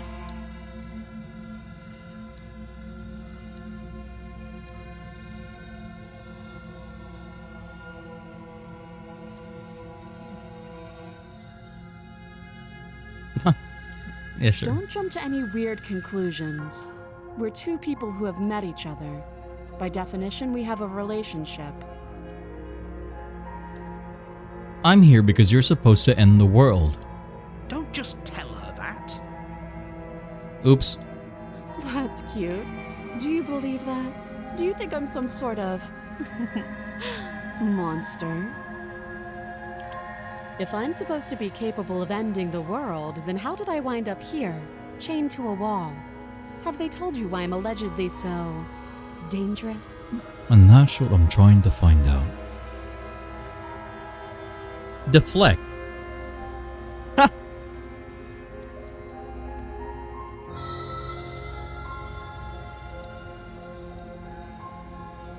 I was hoping you'd tell me. Ending the world seems like an awful lot for just one person to do. I wouldn't even know where to start. I believe her. She doesn't have to know how to destroy the world to be capable of doing it.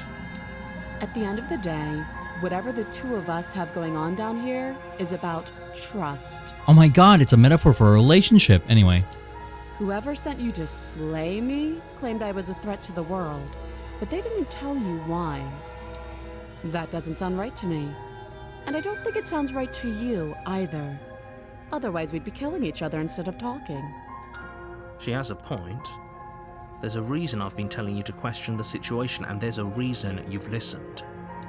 So, I could tell you that I'd lead a quiet life in the woods, or that I'd open an orphanage, or that I'd do any other number of good things that I'm sure you think you want to hear. But you don't really know me, do you? What can my word possibly be worth in a situation like this? And that's the second time she's brought that up, which makes me think this is where she's kind of like waiting to see a response. Before, she was like, it doesn't really matter what I tell you because you're already convinced I'm going to be said evil. But now, because we haven't, we're just like, no, I'm just here to talk. She's like, I could tell you anything. But would you believe me? It's not like, she's not like trying to like lean into the, it doesn't matter what I tell you because you already believe in what you believe. Now it's just like, I don't know. What do you think? Which is neat. She's right about one thing. Her word isn't worth anything. Hush. Like I said, it's all about trust. Blind trust. So do you trust me, the prisoner, the victim? The princess clearly incapable of ending the world. Or do you trust whoever put me here? She's wrong.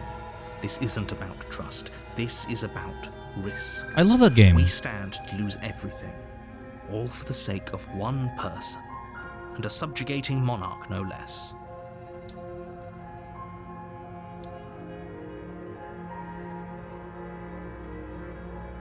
Stop.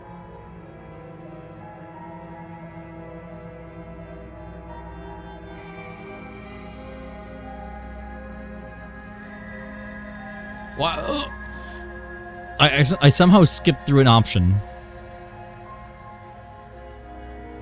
Guessing you don't have the key then. Sure, there's a key around here, and if there isn't, always put the knife to good use. Her eyes settle on the edge of the blade. She's in suggesting what I think. Okay, cool. Never mind. Nothing. Nothing of great importance. What's her name? She hesitates before answering. You can Oh, that address me answer as again. your- Again, she... How long? Too long. Okay, same answer. We've talked enough. Oh, have you decided? You know.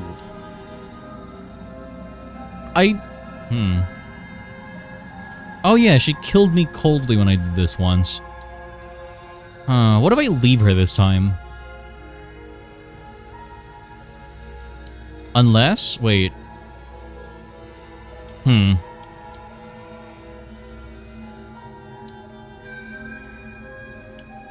What if I, hang on, what if I tell her I'm gonna get her out of here while she's like this? You have to be kidding me. You walk up to the chains. They're large and heavy. Far too If you don't have the key, maybe you should go looking for. doubtful.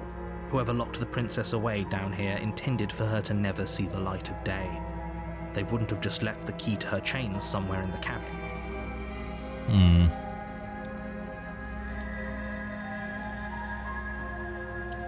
That would be fine. I can lose an arm. She speaks with almost complete nonchalance. If we were stuck down here for long enough, I'm sure we'd be nonchalant about cutting our way out. Anything to finally be free.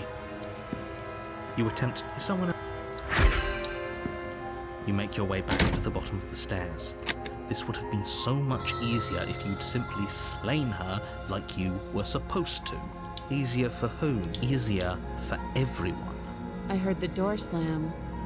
They locked you down here too, didn't they? Look at that boopable snoop. I'm gonna press this boopable snoop somewhere. No one. Thank you. The knife. Pick it up and cut me out of here. You won't like what happens if you do that.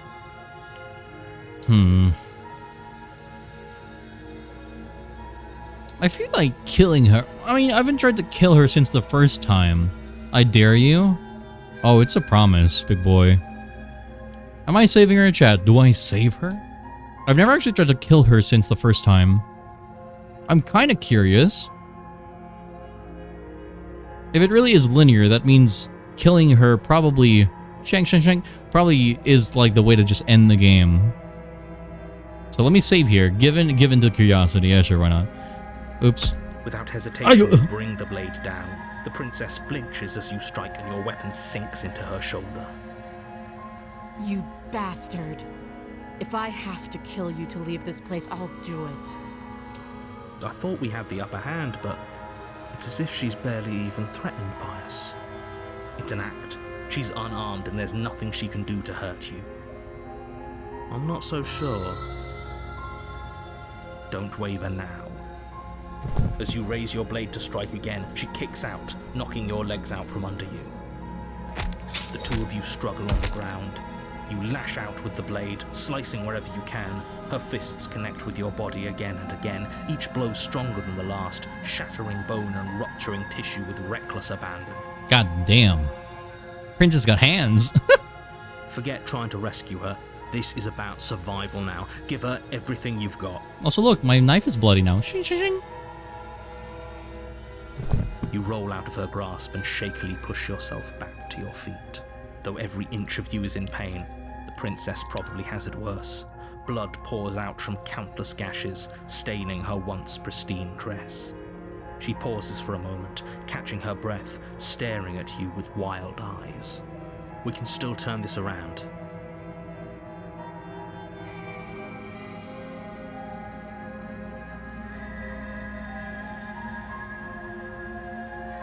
Let's finish the job. You steel your resolve and take another step towards the princess. You probably won't make it out of here alive, but you can at least make sure she won't make it out of here either. Excuse me? What was that about not making it out of here alive? Anyway. Do you think this is what I wanted to happen? I have a duty to state the facts of the situation, and honestly, it's a miracle anyone is still standing right now. Can you not feel all those ruptured organs bouncing around in there? If the princess doesn't do our friend in herself, internal bleeding is certain to finish the job. No one's died from a little blood loss. The two of you clash for the final time.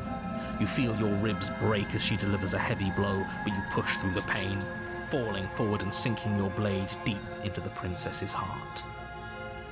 Oh. The two of you fall to the floor. This is just like Romeo and Juliet, I think. I don't know, I never read the book.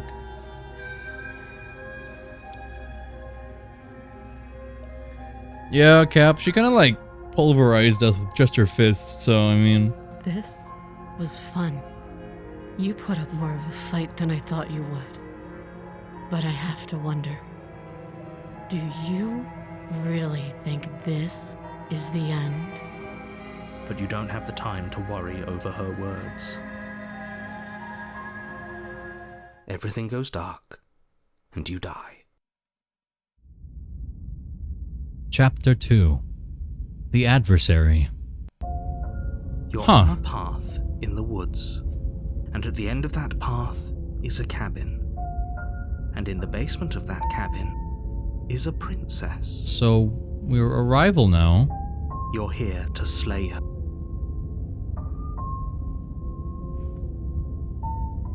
But I already slew the princess. Sure, she also killed me, but I definitely got her. Why am I here again?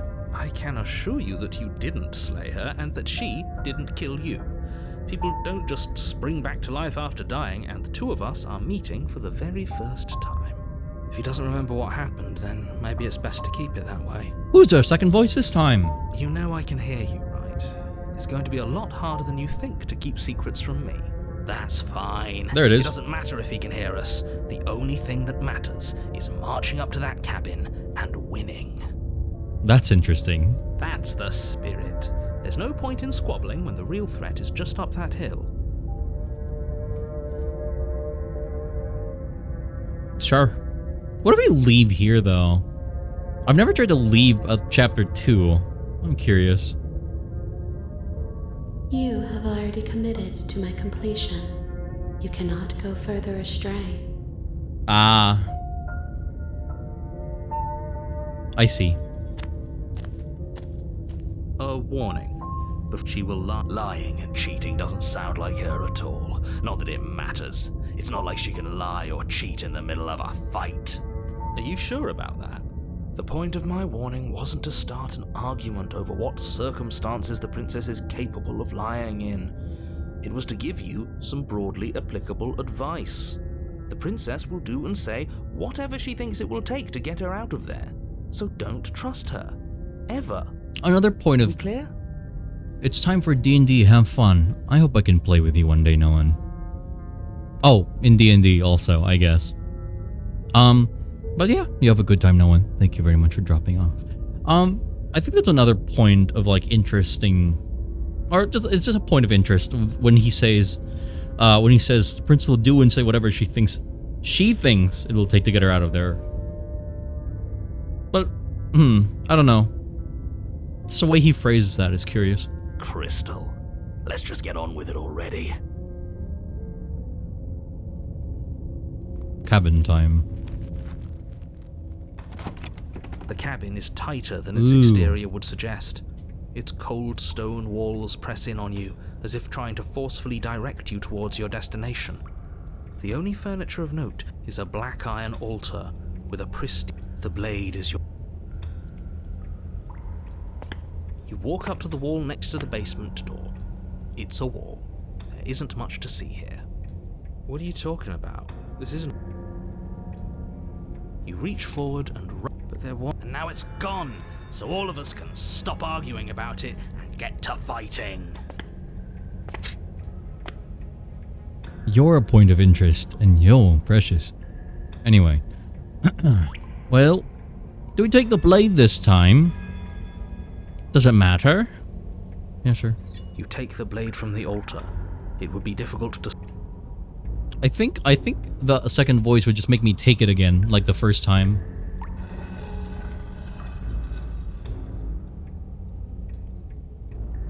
The door to the basement creaks open, revealing a rough stone staircase, its walls pressing at your sides and tightening as you descend.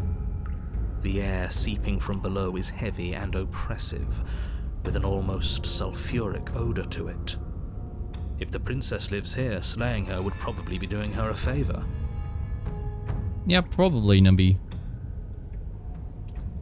So I assume like some of the chapter 2s would be like, take the knife for sure, and some of them would be like, don't take the knife for sure. Her fierce voice carries up the stairs. Fierce. Is that another challenger? Finally. It's been ages since I've had a good fight. This isn't what she sounded like last time. Her voice is a little deeper, almost threatening. Good. Sounds like my kind of princess. What is this? As much as I appreciate the enthusiasm, just make sure you don't let your bloodlust get to your head. You need to stay focused and keep your wits about you. Remember, you're here to slay the princess, not to have a good fight. As you descend the final step, the form of the princess comes into view. A large shackle leading from her wrist to the basement wall. I see, we have we went from cardboard cutout NPC anime girl to Dami Mommy. Devilish Dami Mommy. Looks like she could rip those chains out of the wall without a second thought. Oh, it's you again. I'd been hoping you'd find your way back here. Good to see that death doesn't stick for either of us. And you brought your little knife, too. Yes. Also, she immediately acknowledges that this is... So... Yeah, so far she always tries to pretend, except for that one part where she was like, I'm gonna make you happy, and kind of just doesn't exist as a character. But now she just like immediately acknowledges it, like, yeah, bitch, we're back. I'm going to have fun breaking you into little pieces. Oh, it's so big. Does she say anything else? I don't remember any of Eve's voice lines. I'm trying to remember one where when you kill her, she says something that's kind of funny. Anyway.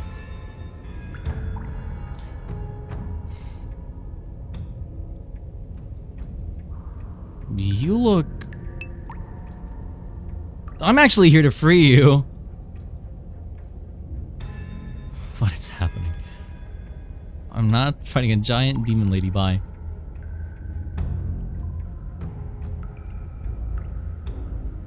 I'm not saying I'm not here to fight, but I think the two of us have a few things to unpack first. Like how we're both still alive. What is there to unpack? I was dead and now I'm not, and the same goes for you. There. Unpacking done. Don't you get it? We've been given free rein to wail on each other. Forever. Hot? Couldn't have said it better myself. Alright, fine. I believe you. What? What you said earlier in the woods, I believe you. You don't know that whatever brought the two of you back to life isn't a fluke. And beyond that, do you know who doesn't remember anything that happened last time? Me. I don't remember. I still have to figure out why that is. It's strange. He's the first one to disappear, and he also doesn't reset or ever remember at any point. I wonder why.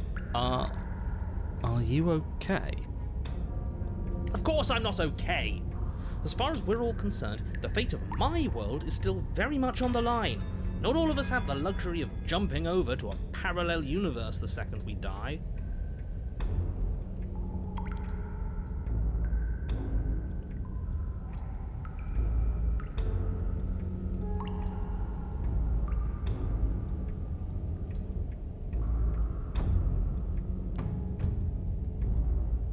What if I lie to him right now? That'd be so funny. Just gaslight him. No, I don't know what you're talking about. I've never died. Do you see how alive I am right now? Would someone as alive as me already have died?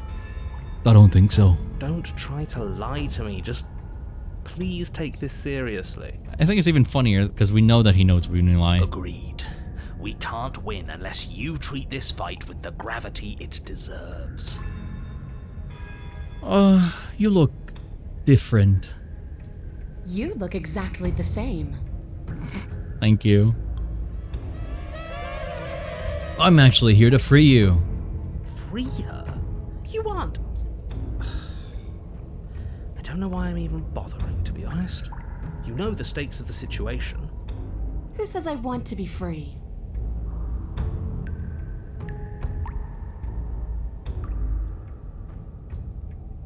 If you don't want to be free, then what do you want?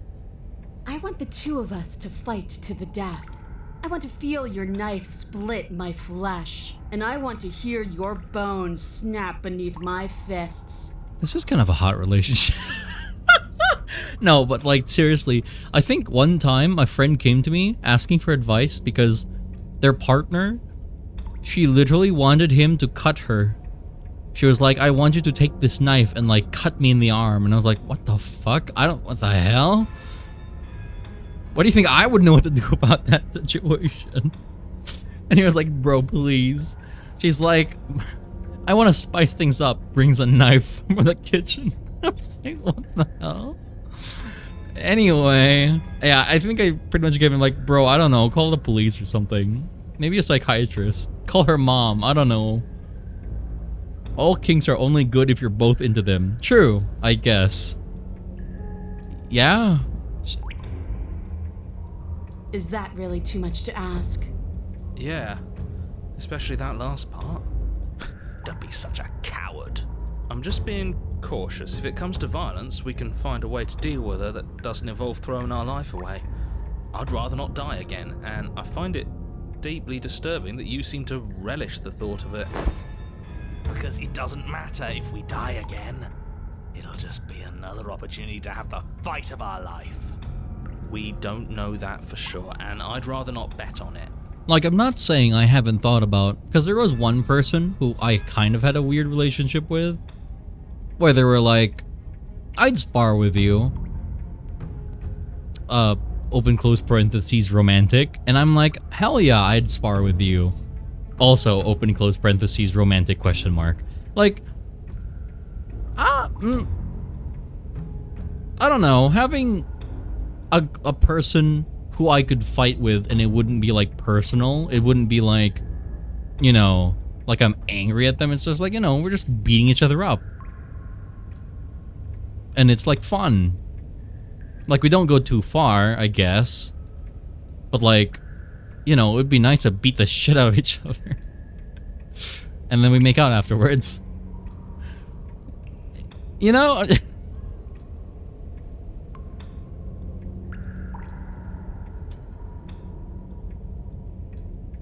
I could attempt to free her.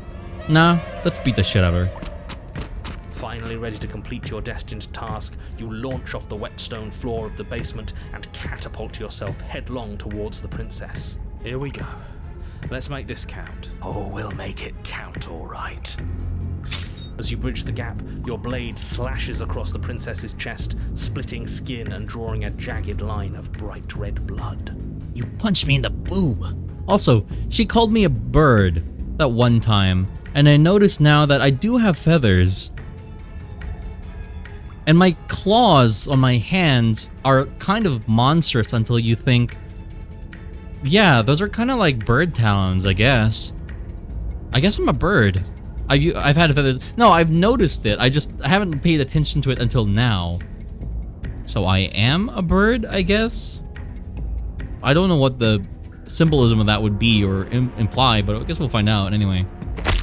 But she's unfazed by your onslaught. Her expression barely changes as her fist collides with your ribs. Are you okay with cracking them spoilers? like twigs No. and driving you right back down to the basement floor. Unless I explicitly tell you, spoil me. You never spoilers. Never spoilers. You can hear her chains snap as you struggle to recover from the impact. She almost looks disappointed in us. What Why is she disappointed in us? Oh, you don't actually get it, do you? That knife may be sharp, but you clearly don't want to kill me. It's not fun if you hesitate. It's not fun if you try to trick me and make me bleed out. It's only fun if you go straight for the heart. You need to put everything you have into seeing me dead. Or what's the point? So don't be afraid. Don't hesitate. Kill me. Don't let her get in your head. Reincarnation or not, this world needs you to win. She's huge, but that probably means she's slower than us. Take it slow, think it through, and don't panic. Bleeding her out is our best course of action. Don't listen to them. She understands something that they don't. The only way to win, the only way out of this is through her. Yeah, let's beat the shit out of her. Why not? If that's your plan, then that's your plan. You push off the ground, ignoring the pain in your ribs as you charge at the princess once more. You can feel flesh give way before a sudden impact blunts your momentum, your weapon tightly lodged in the bone of her arm. She grins at you from behind her guard. Pull it out. We'll try a different angle. I only ever ask for spoilers if I'm absolutely certain I'm never going to play it again or ever try and explore it, and I miss the answer, or I miss like something in a game, or if I'm completely stuck. Point is, if I'm completely dead-ended and have no intention of finding out, then yes, I ask for spoilers. We're not anywhere near that right now. I love a woman after my own heart. I think it's the other way around right now, but... No, we can do this. Just keep pushing. We're not gonna win if our weapon's stuck in her arm.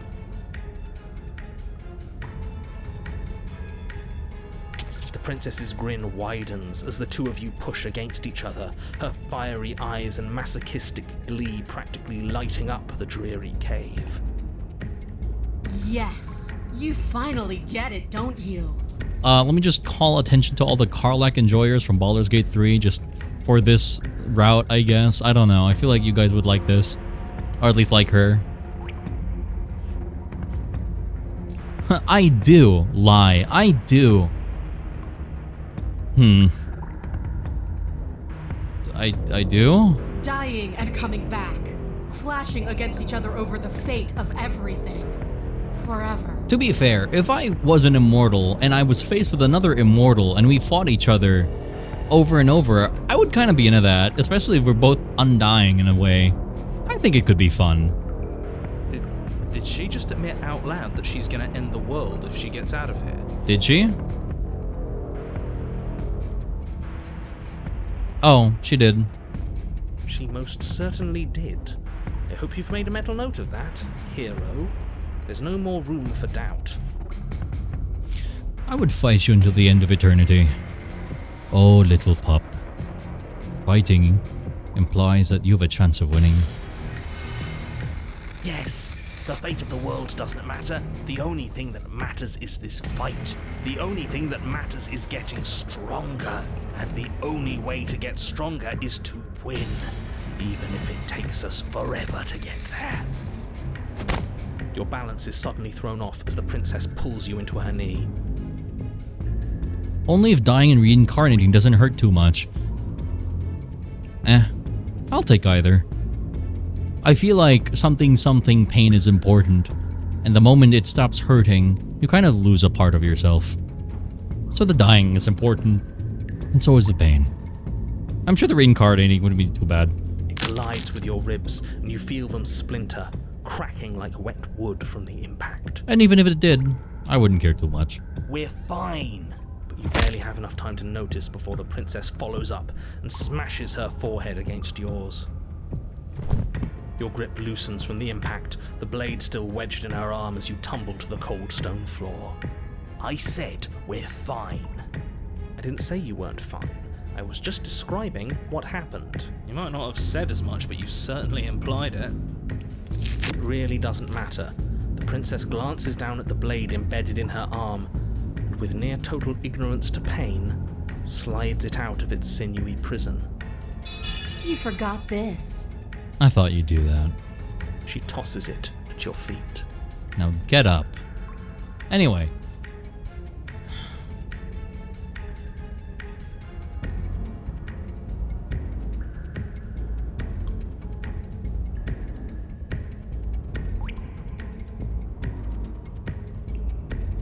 Yeah.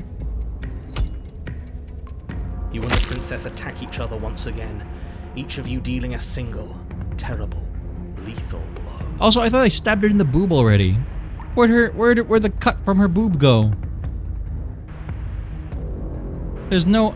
She just healed. Hey. Continuity, my guy. Wait, does that mean we're dead? Or rather, about to be dead? As your blade pierces her sternum, the princess buries her fist into the soft meat of your organs. You feel a few horrifically painful pops, a gush of fluid, and... it's over. It's there? It's finally over. I mean, even if that scene was continuity, when she was like standing up, I didn't see the slash again.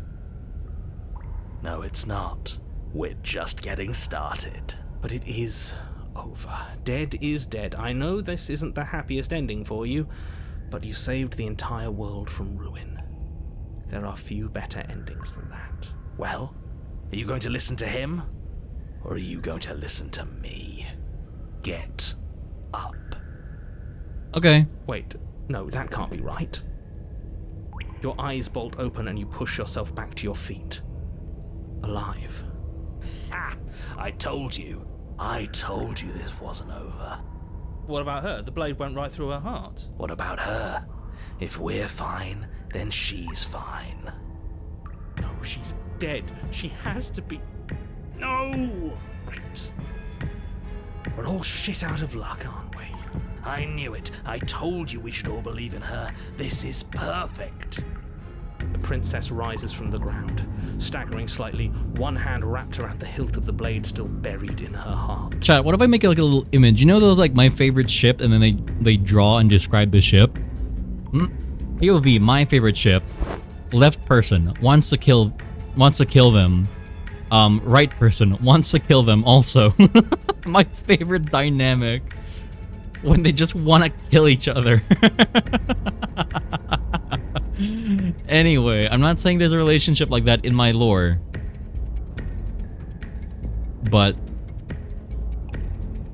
yeah, anyway. We don't even need to start over anymore, do we? Let's go again. She pulls the weapon from her chest, barely wincing, and hurls it at your feet. You know what to do. Again. But she came back. What's the point of fighting her if she can just do that? All of you need to settle down. This whole situation is coming dangerously close to untethering. She clearly never actually died. You just missed her heart, that's all. Oh, we just missed her heart. Oh, of course, that's all. You were the one who said we hit her heart. You were the one who said it was finally over. Well, I guess I had it wrong. Yeah. I don't fight you because I hate you. I don't want to kill you because I hate you. I want to kill you because it's fun. It's fun that you also want to kill me. Very enjoyable. You guess you had it wrong. Aren't you supposed to know everything? I'm pretty sure that's literally what what Rengar x Kha'Zix is. It's just they want to kill each other and then make out and then kill each other again. I never said I knew everything. Close to untethering. What's that supposed to mean? It means nothing. I shouldn't have said that. Oh. But you did say it, so it means something. I think every time we go off the rails a little too hard, the story breaks and we go to the long quiet. Oh, stop bickering over nothing. Our destiny is right in front of us. Pick up the blade and go to her. Okay, fine. That is what I meant by untethering. Do you hear him rambling on about destiny? He's lost the thread, and if you lose the thread, you won't be able to save the world. And what is that supposed to mean? I don't have to answer that, and I'm not going to answer that. Why the bloody hell not? Because right now, there's still a razor-thin chance that you're able to get your act together. There are patterns of thought out there that beg to be finished, but once you finish them, that's it. They change everything. There's no going back, and if I say anything else, you're going to finish one of those thoughts. What? The princess can't die. You mean like the princess can't die, don't you? Well, it's too late for that. I think we've all thought that one. The princess can't die. Lie.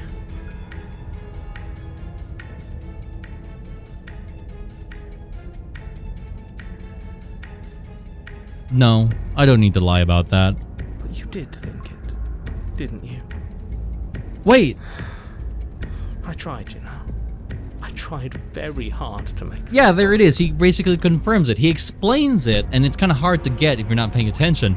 But there it is. It's literally what you think becomes reality when he says that, because he's like, uh-oh, yoinky sploinky, this is the end.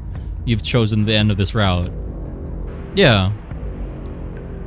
So it's not like what we're saying, it's like the intent behind it. So even if you lie, it changes things that way. I don't like that resignation. Are you sure we can't just unthink it? And he's mentioned this before, how you can't just unthink things, but we didn't have context before. Now he's like, you can't unthink things because what you think and thought is reality, and you can't just unthink reality, unless you can, in which case that'd be nice. Yes, like I said, I'm afraid some thoughts can't be unthought. I'll be back in a moment. I'm going to pour myself a stiff drink. If I'm going to see the end of everything, I'd rather not be sober. So I was right. Why are all of you so glum? This is perfect, isn't it?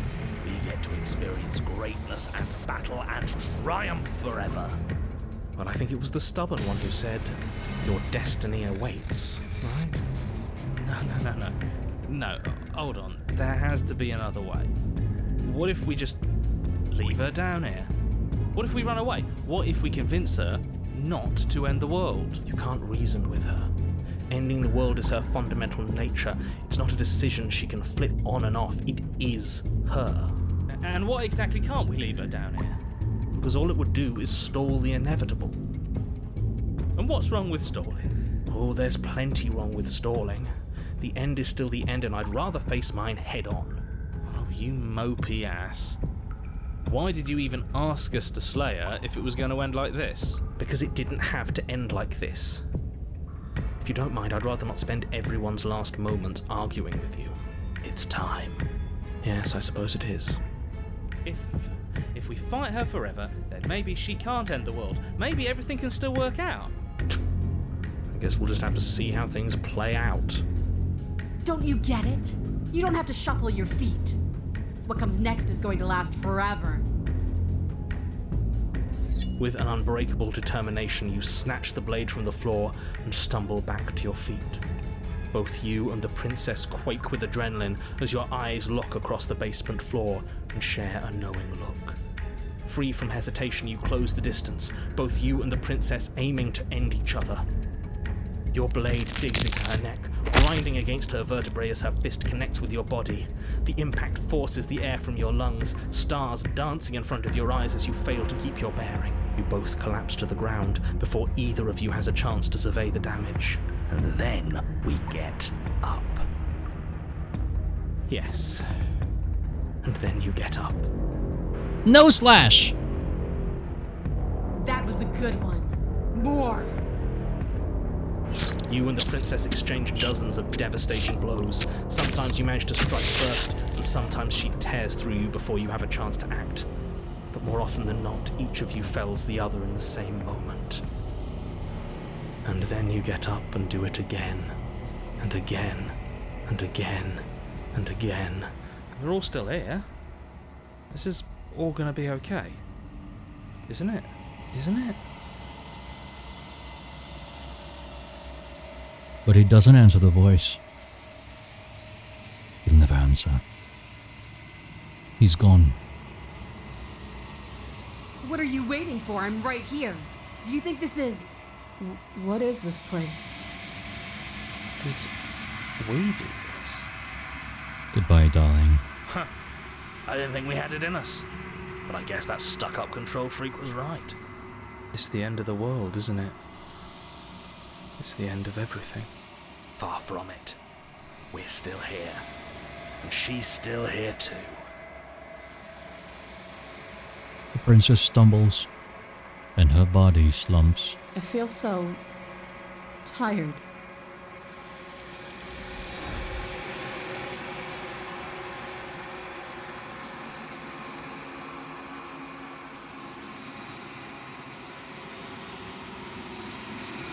She's gone. Where did she go? Where's that mirror?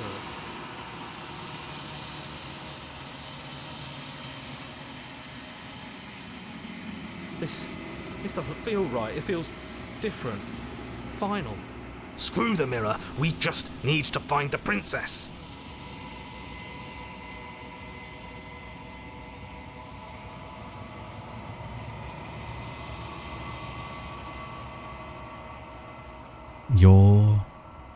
You've unraveled. Jesus. Also, yeah, I did notice that. My reflection changes, but my body doesn't. I look fine. But my perception of me has changed. You find yourself in the long quiet once again. And you proceed to the cabin. And you find her. There's a world beyond the endless walls of the long quiet. I am curious to see what it means for us to know it.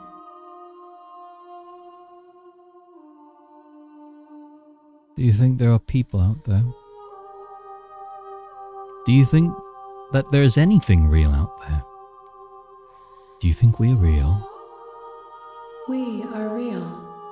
Nothing is an idea that dwells in the absence of something. But nothing cannot exist on its own. And because of that, nothing can't exist. That's actually kind of the lore for the void in my lore.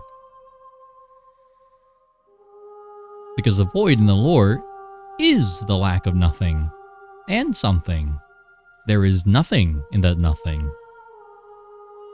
That's a concept and a contradiction. Anyway,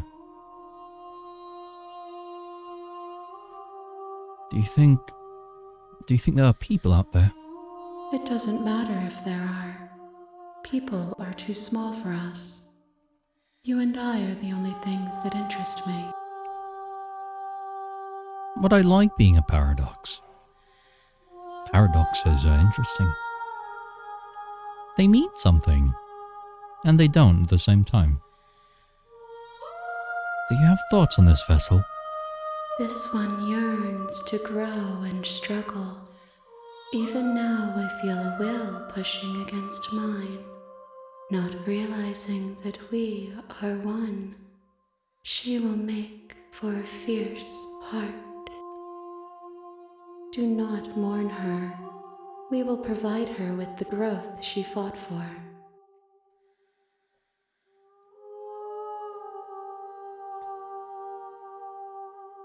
Do you know what's going to happen when you awaken?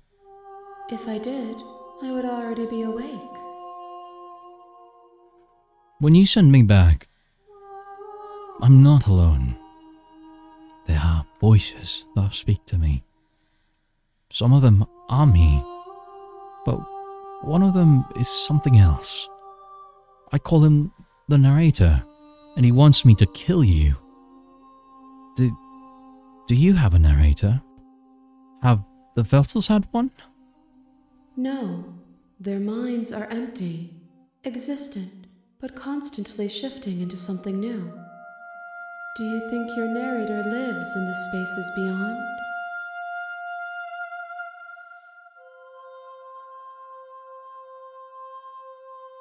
Oh shit, I can't say he doesn't exist. Okay.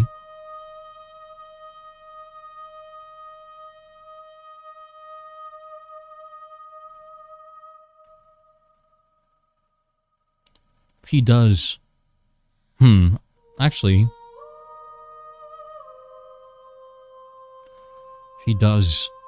And when I find him, you and I are finally going to have answers. Do not look to one who fears me for your truth. The only answers worth knowing are those we can find within ourselves. How many more vessels? One. Whatever you bring me next will be enough, and then gravity will pull the others back to me. I will be singular, a final multitude. If this is the last time,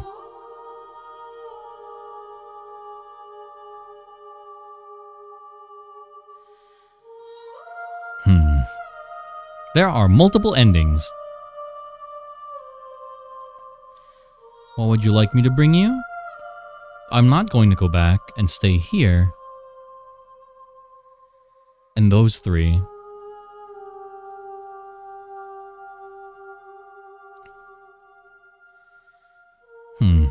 What if I don't want to go back? If this is the last stage before your completion, then I'm not going back. I'm gonna stay here. You've already tried waiting, but I understand if you need more time. I'll wait with you. I will see you when you return. What textures will you weave for yourself to occupy forever? Will you place the images of you and I into a box for safekeeping? If you close that box, will you become another you in another world? An imaginary pattern repeating itself until it can no longer bear the weight of its hand-drawn cage. You'll always come back to the box, because you'll always want to know what it means to be you. I will be here waiting by your side until you're ready to return to mine.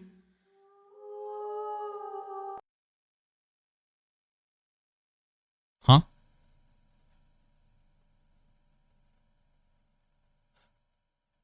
My game just crashed.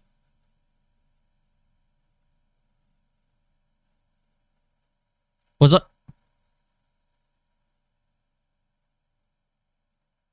Did it just close itself? Did the game just crash itself? Really? Well, you know, that's actually funny and a great time, I guess. It's cryptid, yeah. Okay, I figured as much. I was like, there has to be.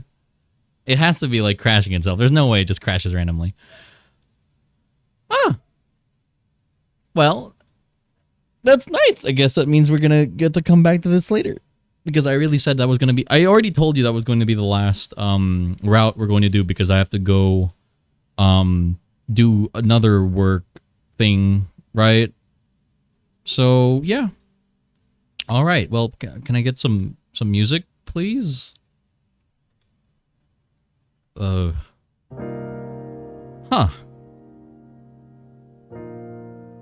Well, I guess I can relate to that in a way.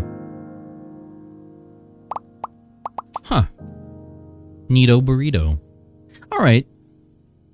Let's go find someone to raid then. Let's see. Who are we going to disintegrate today?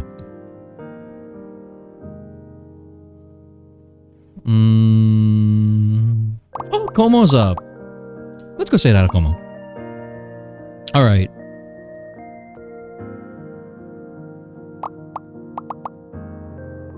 What's a nice little like raid message chat? Also, can someone revert me really quick to dog? I desire to be dog. You know what? Here. There we go. Add whatever emotes you want to this. There we go, chat. It is what you think it is. Plus whatever emotes you want. Let's go see Komoroshi. You're a wonderful artist. Make good art. Like looking at her stuff. But yeah. Thank you all for coming here. I hope you all had a good time. As always, it's always interesting being here with you. And you know, just like the game, there's kind of nothing here sometimes. Or that is to say, there's never anything here. Because this place is always going to be what you make it out to be. And I'm not just stealing that, it's always been that. It's a nice place because you want it to be a nice place. And so I let it be a nice place for you. And in the same way, this community is what you make it to be. So thank you for that. I hope you all had a wonderful time. Remember, drink lots of water. Take care of yourself. And always be kind to everyone else and yourself. Until next time.